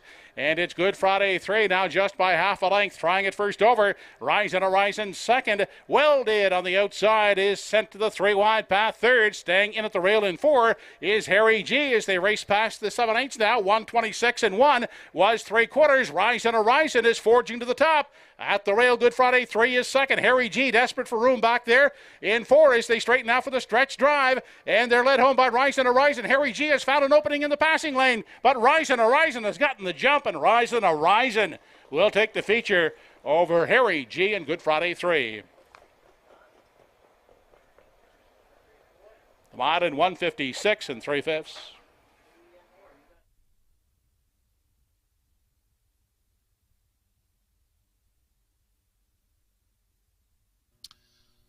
Big trip for Rising Horizon here. Darren Crow reaching up in the final strides to get there. Over number 5, Harry G. It was close for 3rd. Good Friday 3 was trying to hold against a Well Did, but no doubt about this winner. Rising Horizon for the Won't Back Down stable group. Again, up the passing lane, the 5, Harry G. And close for 3rd, it appears. Number 1, Good Friday 3 stayed on for the show dough over 4 Well Did. And then to round out the field, Johnny Walker Deluxe. Fractions carved out by Good Friday 3. The Mach 3 free-legged pacer was at the quarter 28, half 57, 3/4 126 and 1. A tired group possibly here on the end, 30 and 2 final frame for a mile and 156 and 3. It actually becomes a new speed badge. That's right. Never better than he was tonight. Number 3, Rising Horizon for the Won't Back Down stable. This was a really nice purchase. You know what? It was racing the $7,000 claimers up at Flamborough, and that's the lowest price here in Ontario. And here he is, winning a top-class event at Truro Raceway and taking a new lifetime best in the process of 156 and 3. Darren Crow's second trip to victory lane tonight comes in the top-class event with Rising Horizon. 3, 5, 1, and 4, top 4 unofficial.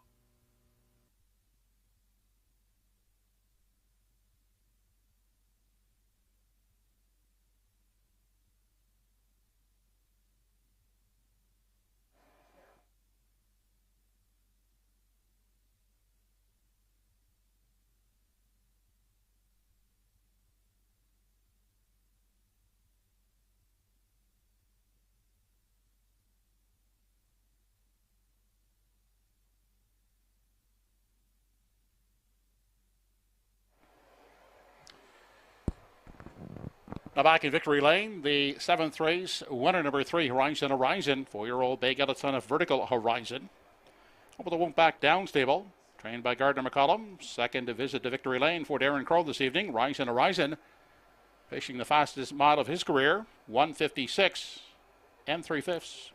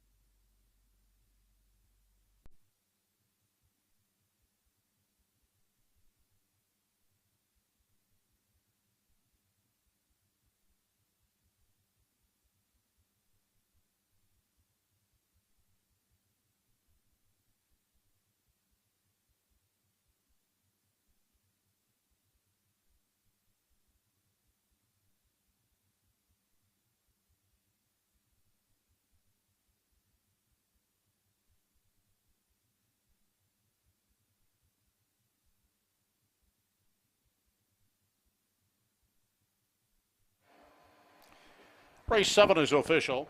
1 Good Friday 3 was third. 2 Johnny Walker Deluxe finished 5th. 3 Horizon Horizon the winner. 4 Well Did 4th, and 5 Harry G was 2nd. 28 seconds for the quarter, the half 57, 3/4 and 1:26 and 1, the mile and 1:56 and 3/5, a lifetime best for Horizon Horizon.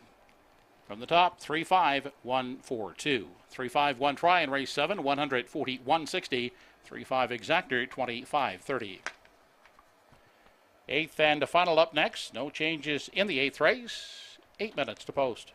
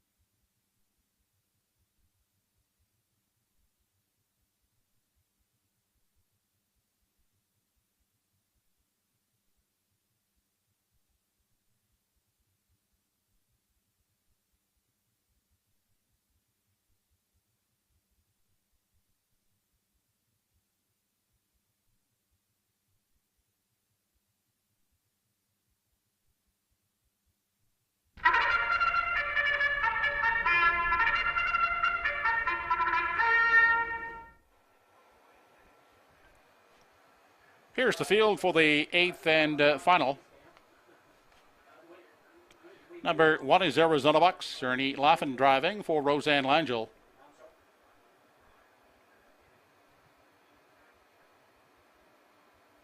Kirk Paris owns and drives to E.R. Quinn.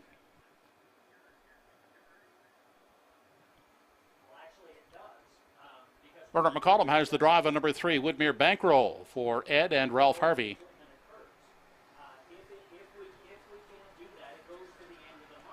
Heather Gaddy, Gail Skelhorn, and Margaret Hobson, along with Gloria Carey. They all share ownership of 4 Westland Cricket. Greg Monroe does the driving. Jeff Ellis at the lines of 5, Desir d'Orleans for Don Ellis Abbott. Anthony Ropshaw, Wally Cameron, Debbie Ellis are the owners of 6, Chick McGuire, Kenny Parker driving.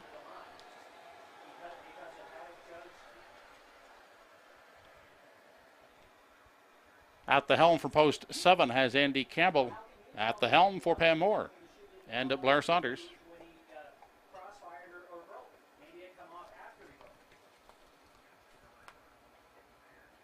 To round out the field, Lively Freddy is the 8. Darren Crow drives for Craig White. Post time for race 8 in 5 minutes.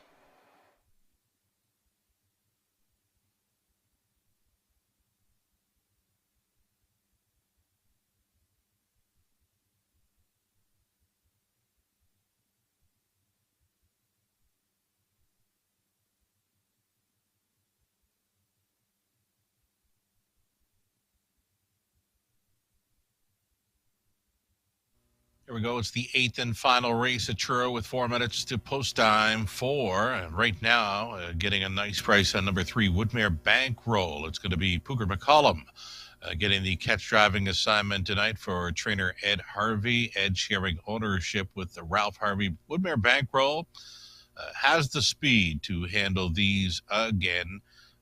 Appears to be a second or two better than most of these. I'm looking for a repeat. The price 9-2. If you can get anything close to even 5-2 come post time, get all in on number 3, Woodmere Bankroll.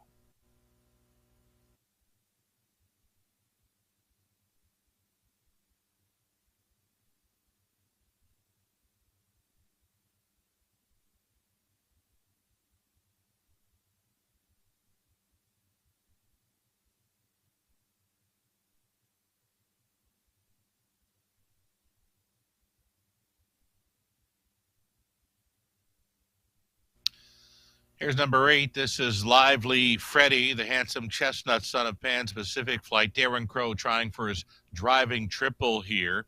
A tough post this time around for Lively Freddy, but he's very sharp right now. You can see he's got 3 wins in his last 4 outings. We have to use him again. 1-2 right now from the 8-hole at Truro. Can't get behind him at that price. I was thinking maybe 4-1, 5-1, but 3-5 from the 8-hole.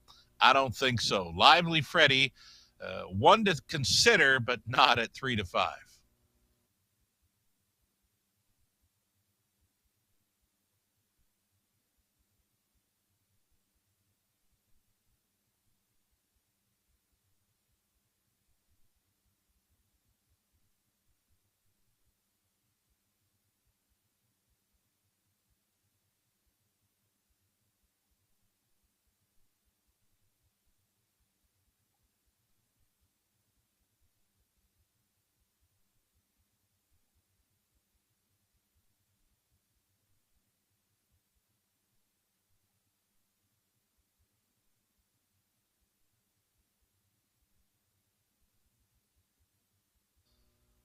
Got another price player for you here at number 1, Arizona Bucks. Arizona Bucks looking for an improved showing this time around with that rail advantage. I believe he's a top 3 possibility right now, 5-1. Ernie Laffin, he does well, catch driving assignments, so he's on board the 1 Arizona Bucks. Top 3 selection for me all day long.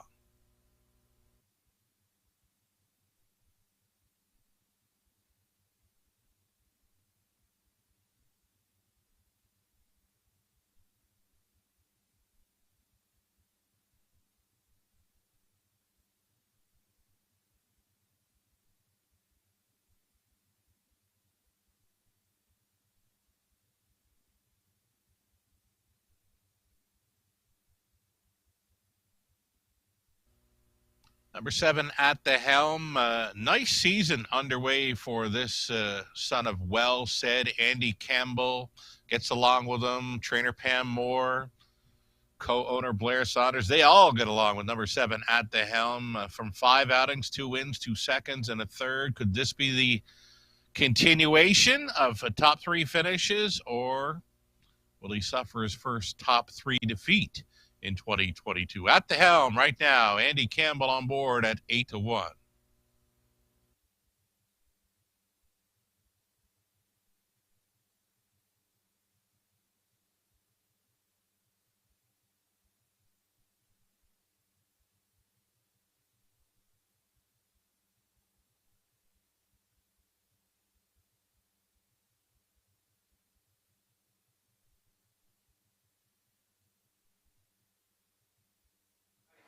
Emmons McKay, contact the paddock office.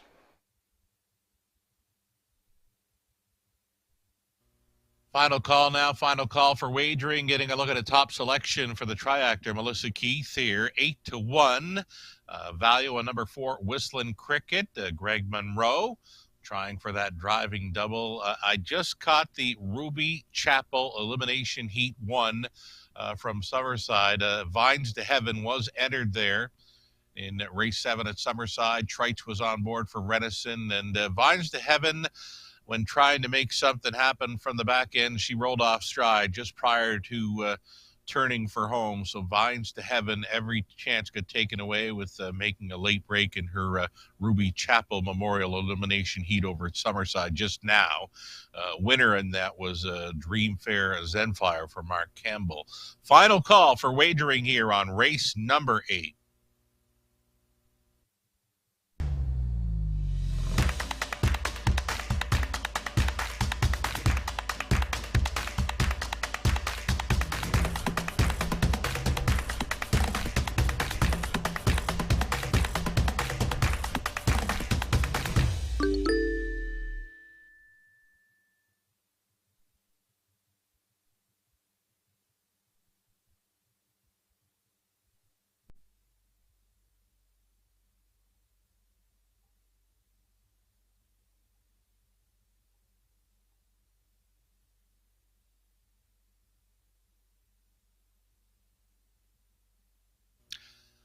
Live racing continues, same time, same place, a week from this evening. July 15th will be the final card prior to Atlantic Grand Circuit Week at Truro. A busy week ahead for July 19th, 22nd, and 23rd. We'll look forward to that. We'll be along for the ride there with Universal Media Studios based out of Charlottetown. I'm Sugar Doyle from London, Ontario, along for the ride this evening for the 8th and final race. It appears they're getting set to line up. You still have time. You would have to hurry.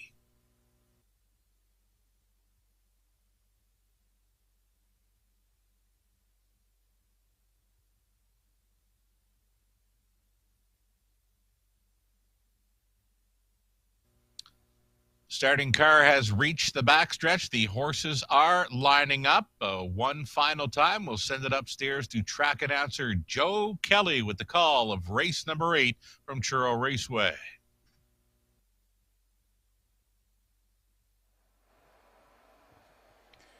It's post time for the 8th and final. Home Hardware Building Center starting gate is on the move.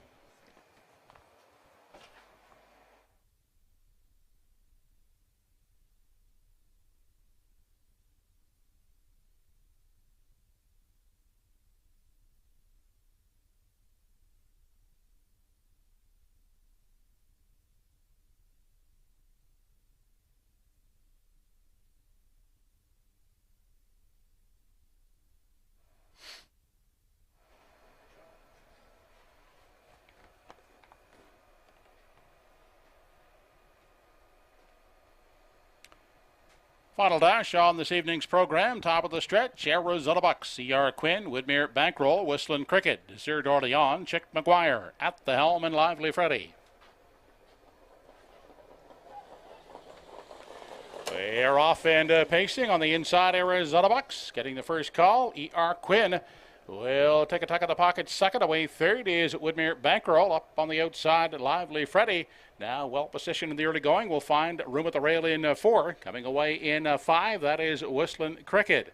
Unhurried, Desert Orleans is settled out in 6, followed by Chick McGuire 7. And at the helm is sitting back there, trailing in 8. They move past the opening quarter. And up to take charge now, Woodmere Bankroll has taken over from Arizona Bucks as they race on to the 3/8. In behind them, E.R. Quinn is at the rail looking at it from 3. Then next in line, Lively Freddy is pacing in 4. Back there in 5 for Whistling Cricket. Further on back to Desert Orleans. Then Chick McGuire. And at the back is at the helm. 28 seconds flat was the opening quarter. They move up past the half, and they're led by Woodmere Bankroll. Out there by 2.5 on Arizona Bucks. C.R. Quinn second. Out first over now comes Lively Freddy from 3. And a gap of some 3 lengths back to Whistling Cricket, who races out of 5. Sixth on the inside for Chick McGuire. Then back to Desert Orleans, and at the helm moves to the outside from 8. 57 seconds flat was the half. Down the backstretch, final time. Woodmere Bankroll leads them on to the 3/4. Out there by 2.5. On for second now is Lively Freddy. Outside and moving up, E.R. Quinn is now 3rd. 4th outside is Whistling Cricket. Dropping back a tired Arizona Bucks 5th. They head now to the 7/8. Woodmere Bankroll now just by a length on the outside and inching in 2nd. That is Lively Freddy up into contention on the limb. That's Whistling Cricket moving along 3rd. Off the turn, 3/4 in 1:27, and Lively Freddy has taken over as they turn for home. Outside Whistling Cricket. Then on the inside trying to hang in is Woodmere Bankroll, but Lively Freddy closing up to win the finale. Whistling Cricket a 2nd. It's tight for 3rd. E.R. Quinn trying to hold off a closing Chick McGuire. The mile in 1:58 and 1/5.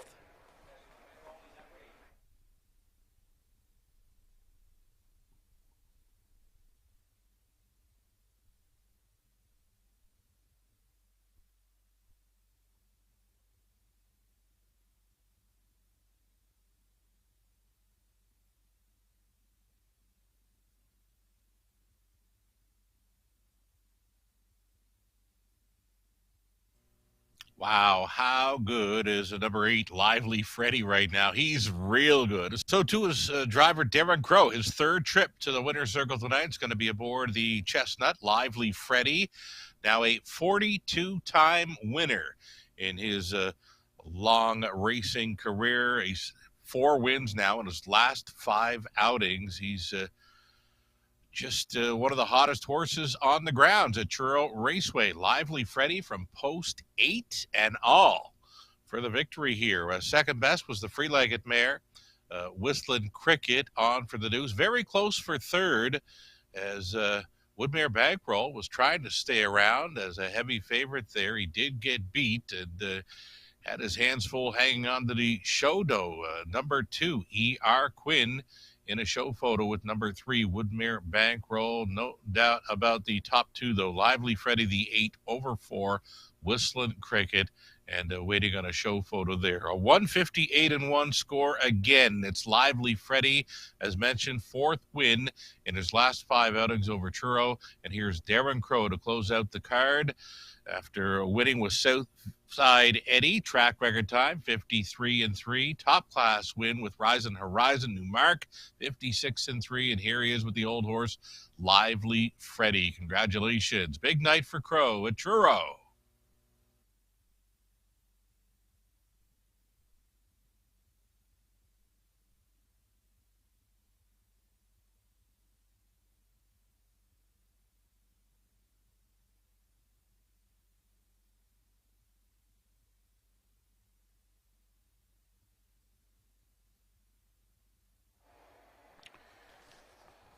Now back, the winner of race 8, number 8, Lively Freddy, 9-year-old chestnut gelded son of Pan's Pacific Flight. Owned by Craig White of Hilden, trained by Clayton Stevens. That's a driving triple for Darren Crow. Lively Freddy in 158 and 1/5.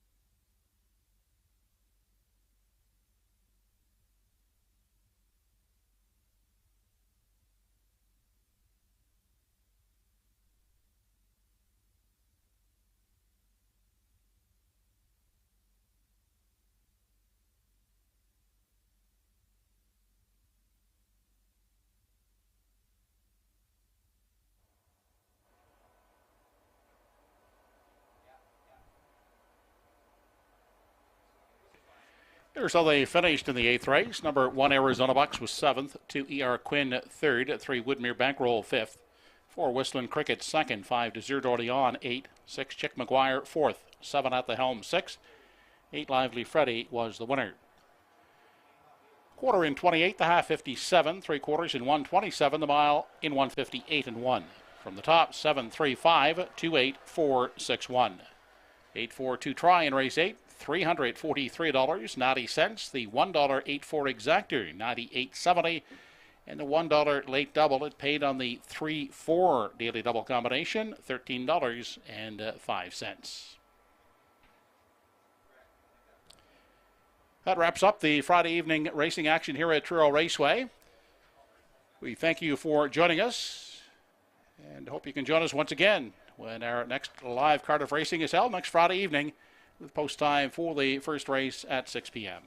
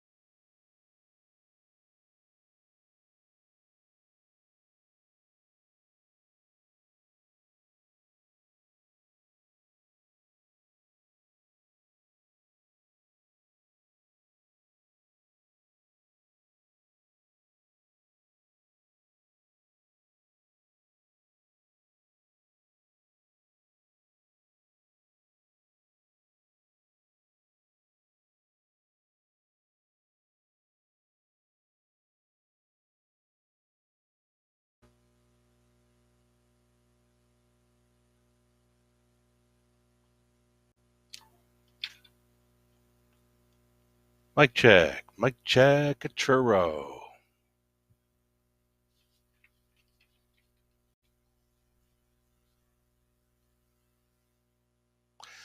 Here we go then to sign off following race number 8. Big night for Darren Crow. How do you like those apples? Driving triple. It all started back in race number 2 with Truro Raceway's newest track record holder. That's right. For 3-year-old pacing colts, number 6 in race 2, that would be Southside Eddie.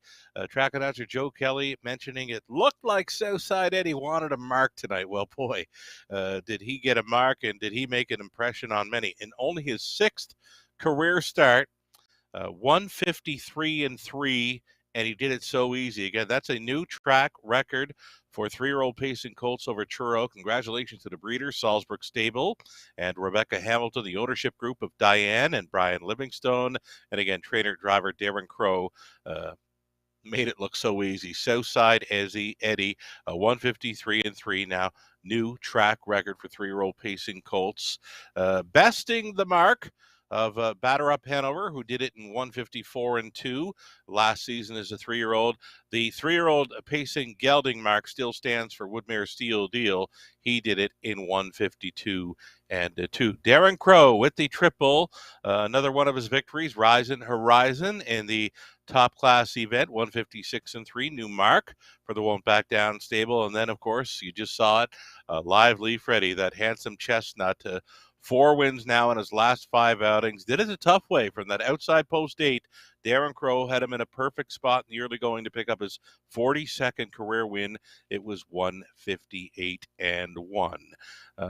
Getting set to watch some action from Red Shore Summerside. It's the Governor's Plate eliminations coming up here very soon. And starting in race number 11, Governor's Plate Elimination 1 will feature Always Be Sweet, going out for trainer Anthony Stymus. The 7, American Risk, going out for trainer George Redison. And then involved in race number 13, Elimination 2 for the Governor's Plate. And, yeah, bet him again, Rotten Ronnie, and Batter Up Hanover. Excuse me.